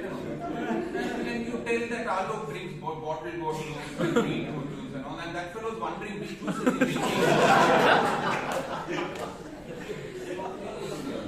Alex, just a little more research on who's which PK, what they are doing, which juice is Alok drinking, find out during the after the meeting, correct? So just be a little more accurate because it felt like it was old introduction. So be a little more prudent about that. But otherwise, for the energy you brought into the meeting, other pains you took in finding out the introduction of people, in getting everything in order, and most of us telling us that Ujyant Ramesh is the only person in India who met Arjun. What a wonderful person. We don't know who's the 5-star officer first of all, correct? But he's met him, doesn't matter, correct or not? So, but for all that 5-star officers and for the entire thing, please give Alan a big round of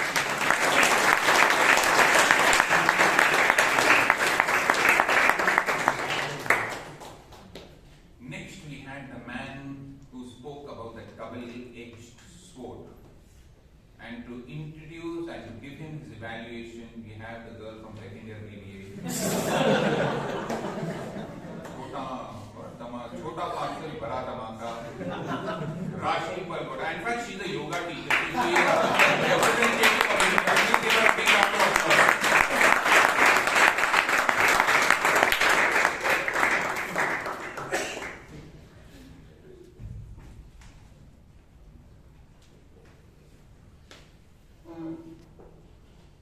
A very good evening to fellow Toastmasters and dear guests.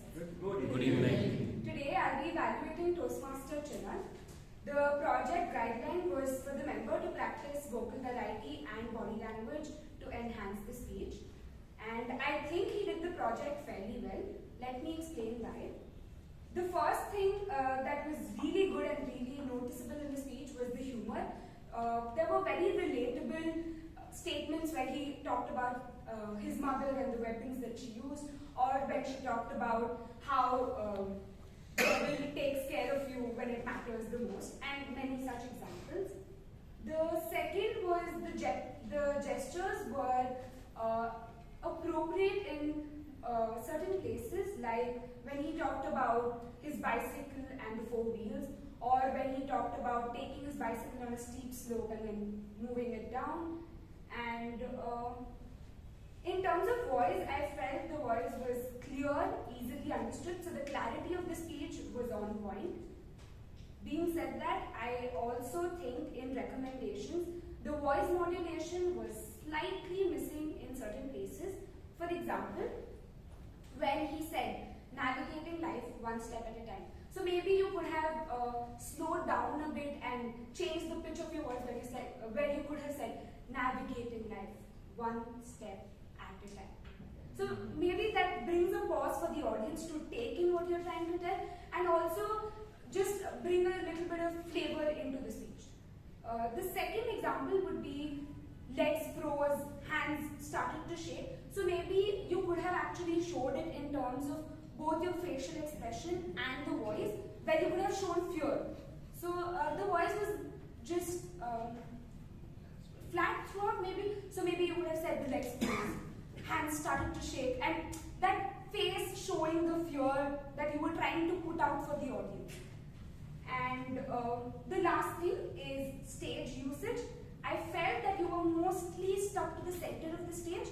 I think 1 or 2 places you moved to the left or the right where you were trying to say the steep slope, but otherwise when you were trying to transition from one statement of your speech to another, you could have moved around a little, trying to include all and just use the stage better. So I think all in all, your voice was very good, your gestures were apt, but maybe a little more focus on vocal variety or the modulation of your voice, and a little more on the stage usage will take your speech to the next level. Congratulations on doing such a beautiful job.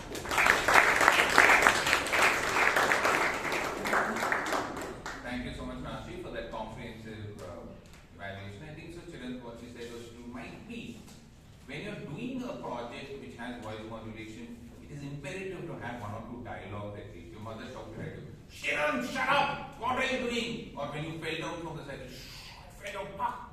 So have those voice modulation so you can create an event because there will no dialogue.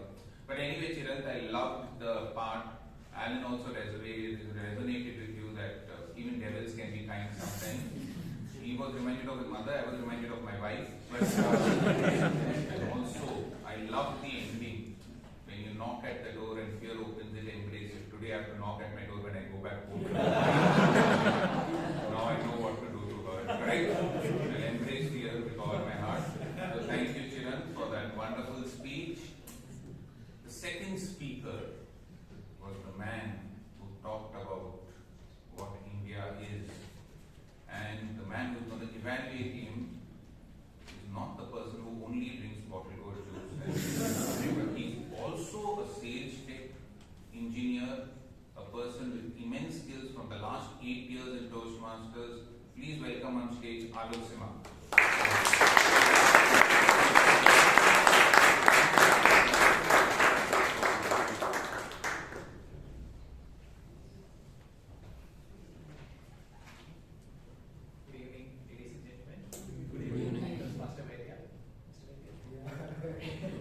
What to say was the title of the speech.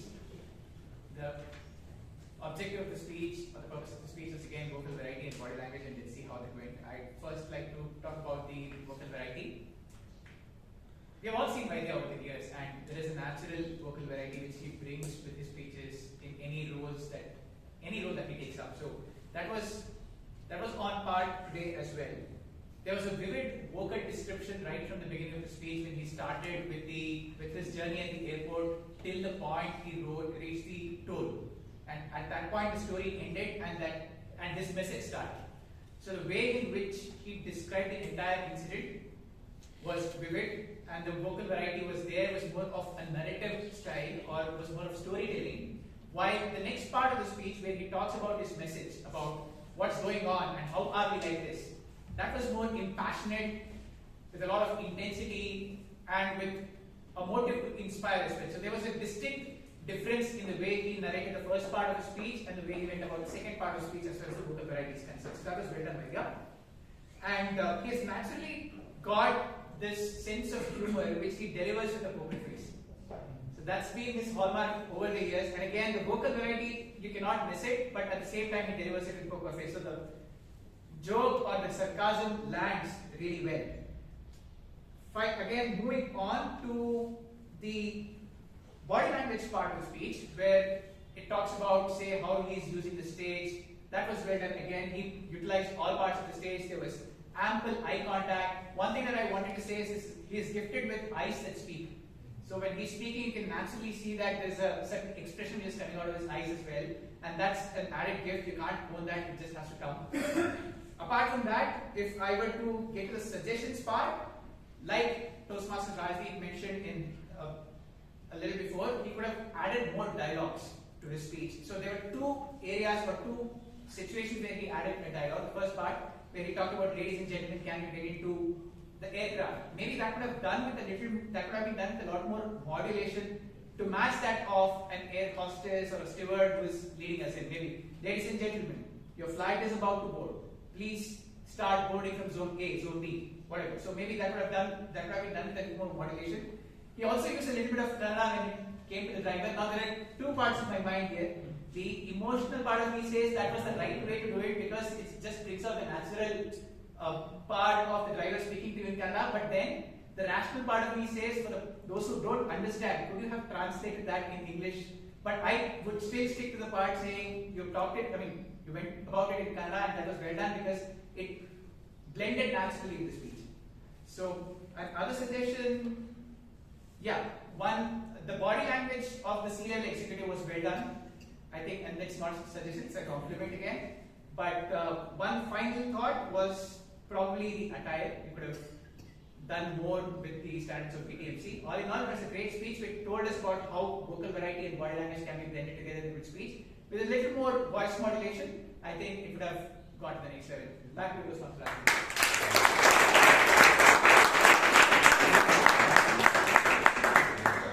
Vaidyanathan is the most eligible bachelor in PTMC, and his eyes speak.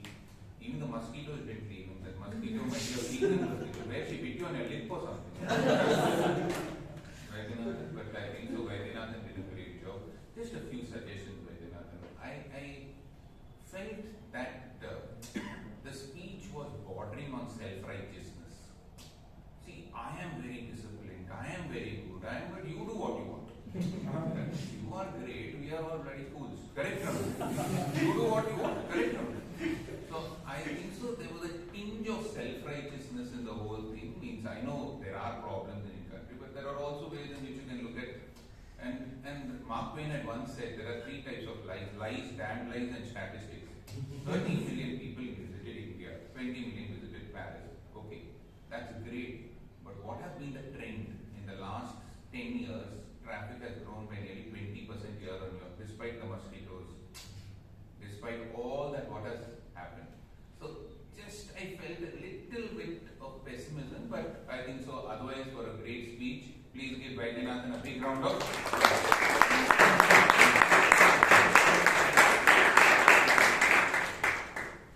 Last but not the least, now before I call on the evaluator for this speech, I want to tell you one small incident. Last August 15th, I was taking up a role and I had worn a kurta on the stage.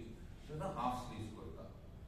As soon as I went home, and the next day somebody called up and said, "Sir, Raksha Bandhan is coming. I want to gift you a kurta because the kurta you're wearing was useless." And in the next 7 days, I got a kurta delivered to my house. And the kurta which he delivered is the one which I'm wearing today. A very, very generous and a very, very amazing girl. The person who's going to evaluate the next speaker is Priyanka. That's why we say harmony in diversity. Correct, or no? Luckily, she treated me as a brother, not as her uncle.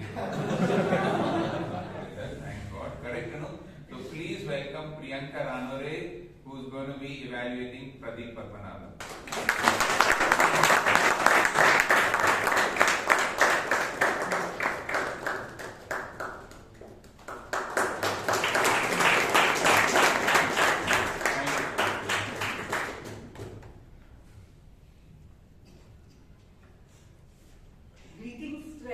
Present over here.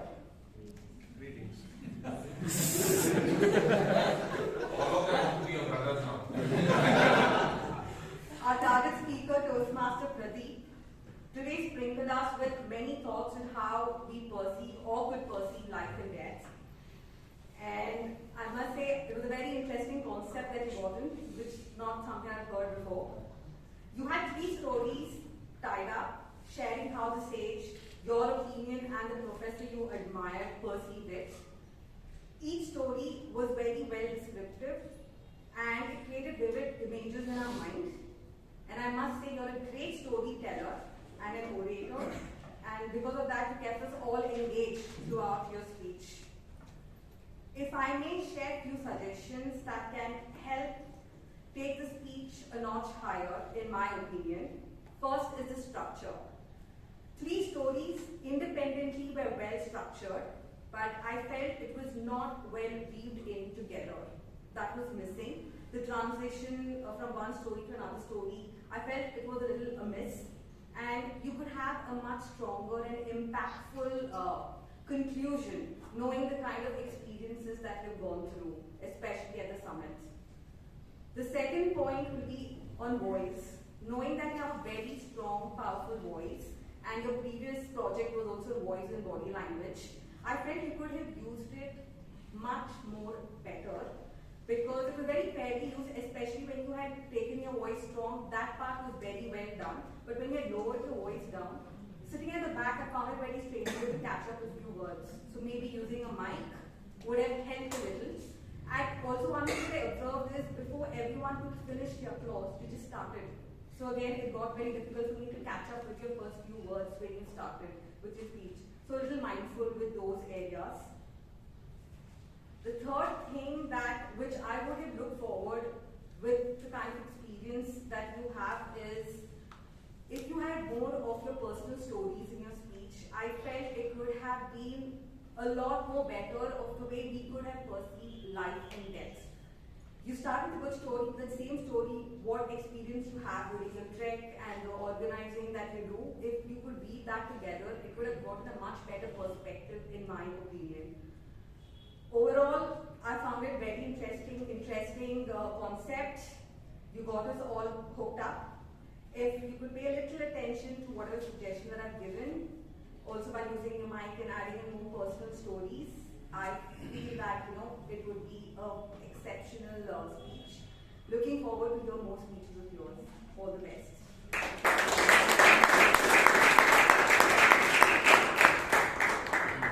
Thank you, Pradeep. I think so you did a fantastic job. You spoke well about what life is about. But as he said, there was a little bit of fuzziness. I was a little confused at the end. What are you trying to tell? Either are you trying to prepare a bucket list, don't prepare, because Randy Bosch did something. So might be there was a little confused messaging here and there, but otherwise for a very, very well-delivered speech and talking about YOLO and FOMO and all that and trying to bring in the entire emotion which you have about living and dying, I think so Pradeep deserves a big round of applause. Give him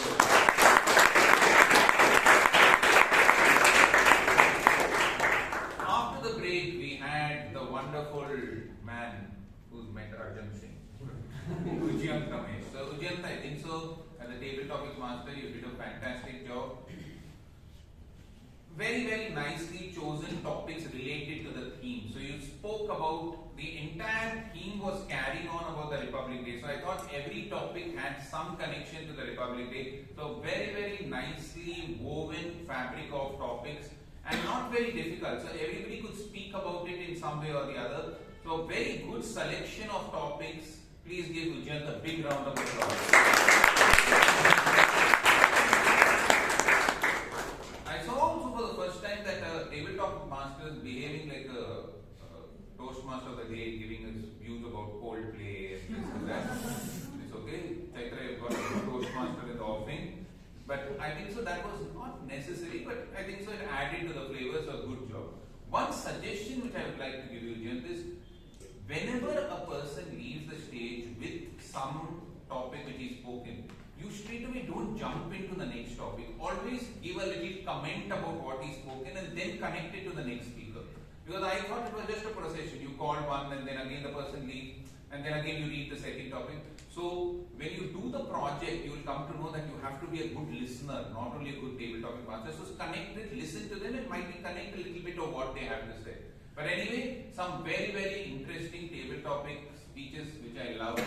I love when Guru said, everything which connects us is in India is generated from the base. It sounded very gross, correct? They want to make everything generated from the base. Secondly, I love Vijay doesn't know one fundamental right. PM Ambedkar speaking in his brain, but he connected it to his wife somehow or the other. Which fundamental right PM Ambedkar told about? But anyway, doesn't matter. Ambedkar has his own problems in life. Correct or not? So does Vijay with his wife. Correct? That was one thing. And then I like the way Puneeth said, all Indians are autobiography in motion. Which motion?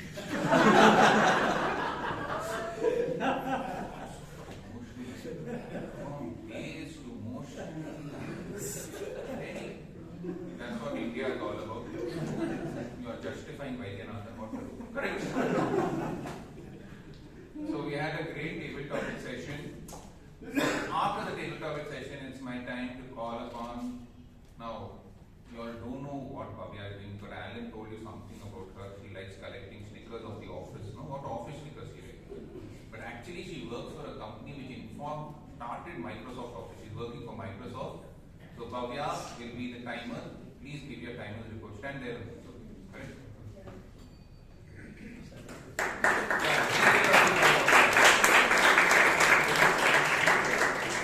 Whenever I introduce, think of Alan, okay? For the prepared speeches part, we were within the time limit.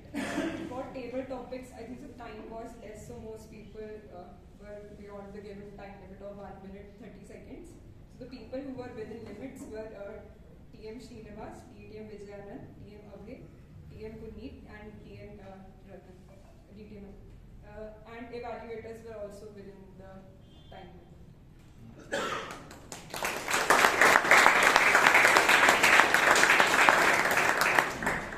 Next we have a person who's pursuing a PhD. She is actually in college only. She is not in college, correct or not? So, they are still in college, correct or not? Yeah, yes, okay, very good. She's happy I didn't introduce her. Okay. So she is still in college. She is doing her BSc in botany. So Shreya, you can talk about the encounters. What happened?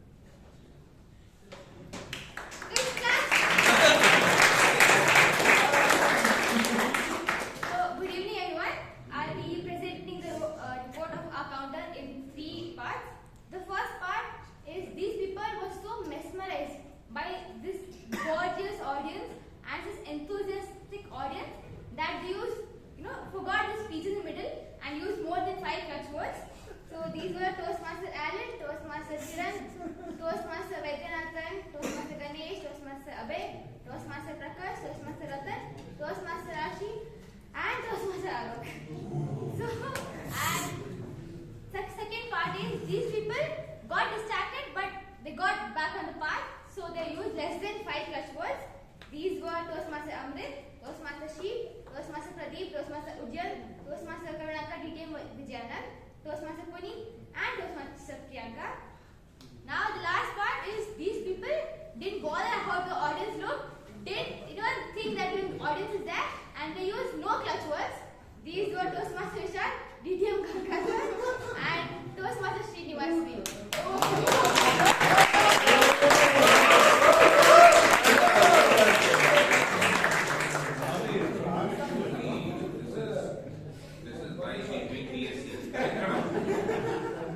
Okay, finally we had the grammarian.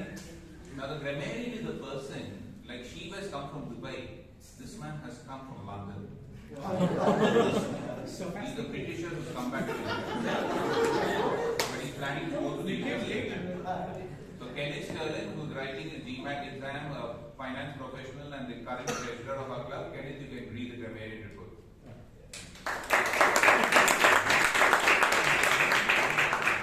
I believe today's meeting was indeed a great one, where the good usages of English language outweighed the not so good.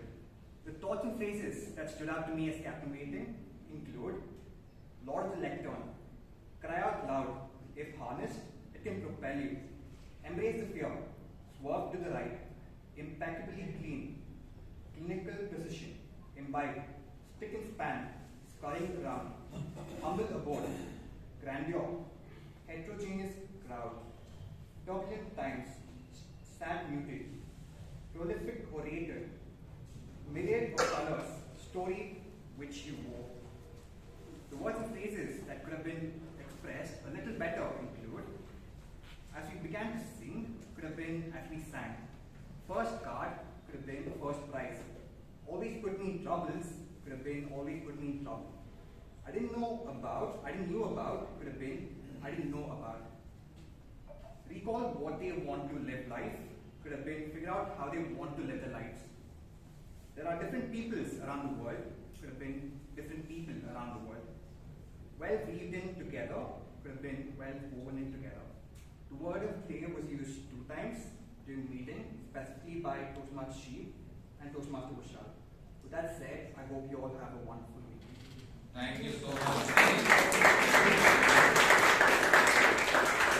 We've had a great meeting and we are running right out of time. So for want of time, but I hope you're making the time now. Now you know that, correct? So, I would like to hand over the stage back to the clap master of the day, Aranha. Please welcome him.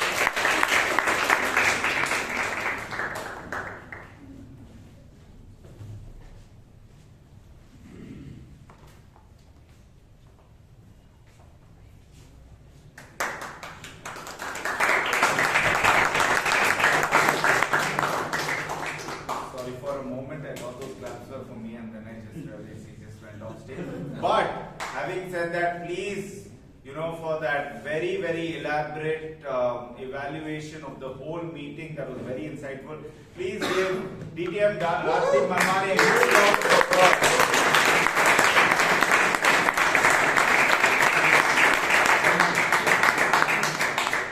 Also to just clear the confusion, because a lot of people are going to go to Rashi and ask her, are you in college or not in college? She is actually in her second year BBA. Just to get it clarified. Okay. I don't know what she said before, but she is still saying the same thing. So she is in second year BBA. Just to get that clarified. How many years? She is Santur in reverse, right? But no, all I'm trying to say is she's very mature. She has a very mature. This is why she was called as an evaluator today. Okay, on that wonderfully insightful and knowledgeable note, I would like to thank the committee for giving me this opportunity to be the Toastmaster of the day. Also, the code which you all were waiting for was 2425. It was and will be 2425. Okay, and I'm going to do it with you so that.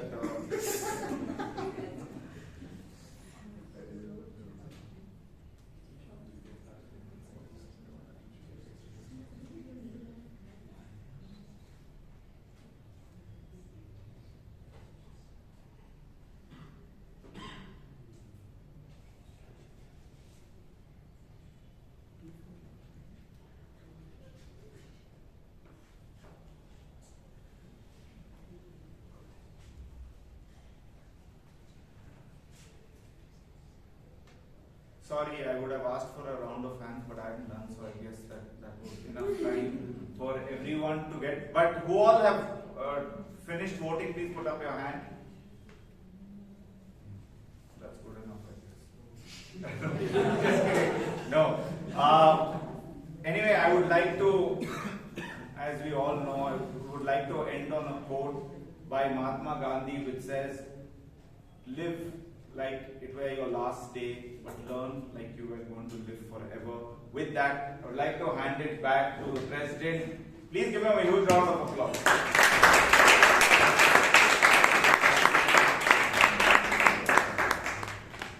Was there a sound performance from Toastmaster Aranha?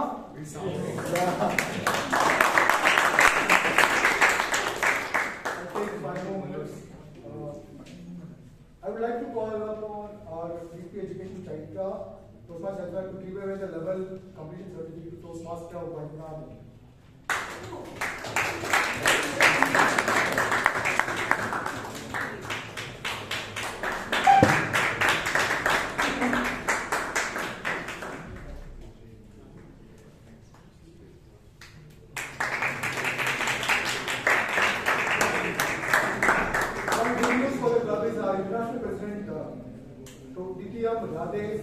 has gifted us an autograph centenary Toastmaster magazine. So I request our past president, Toastmaster Priyanka Ranore, to give that to the club.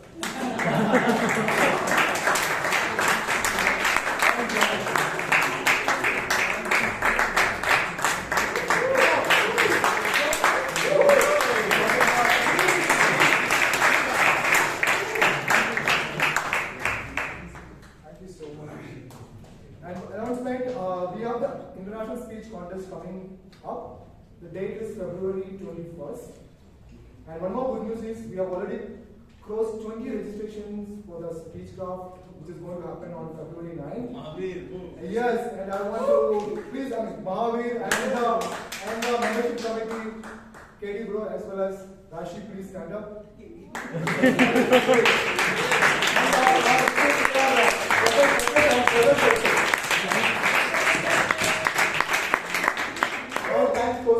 For arranging such a fabulous meeting. We had a very good meeting. I appreciate the efforts going behind the scenes. Give a round of applause to her.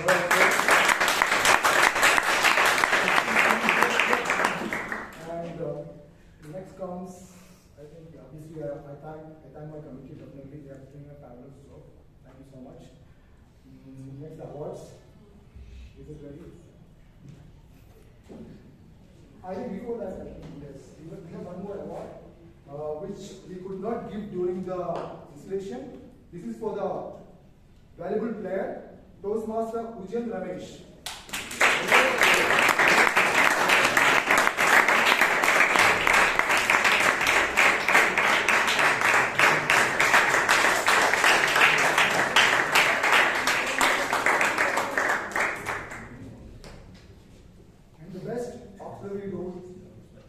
Goes to the girl who ran in the speed of Vande Bharat, Toastmaster Shreya Sudukor.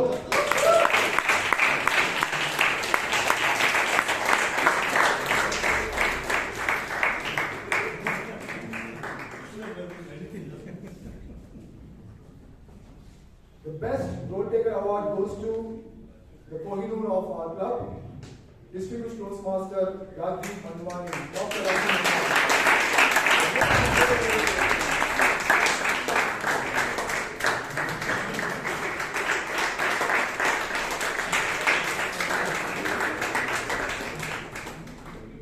The best table topic award goes to, I think his wife is waiting at his house, Distinguished Toastmaster Vijay Anand.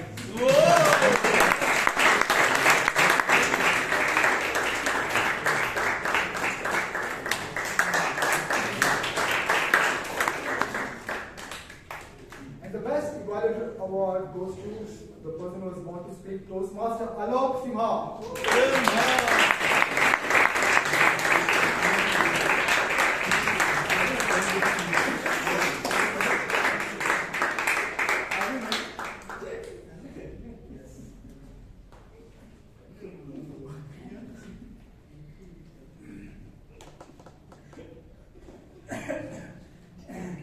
And the best speaker award goes to our past president, Toastmaster Vaidyanathan Duraisamy.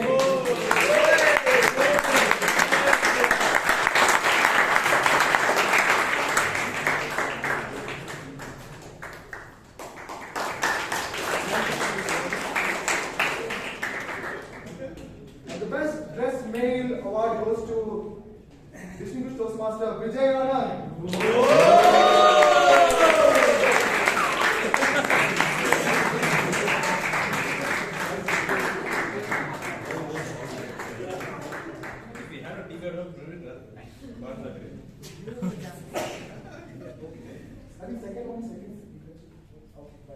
Okay, I request all the winners to come back to the stage for a group photo. Actually, I know they would go twice, sir. Straight to photo.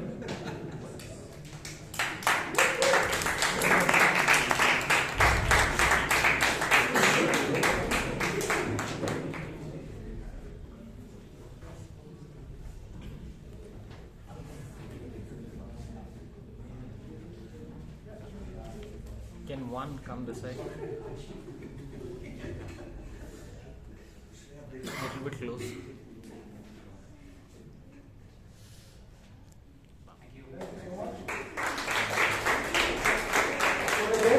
We have a small session about Toastmasters just outside the hall. And meanwhile, we have snacks also. Please collect your snacks and for the members. Thank you so much for joining with us. And I close the meeting number 1463.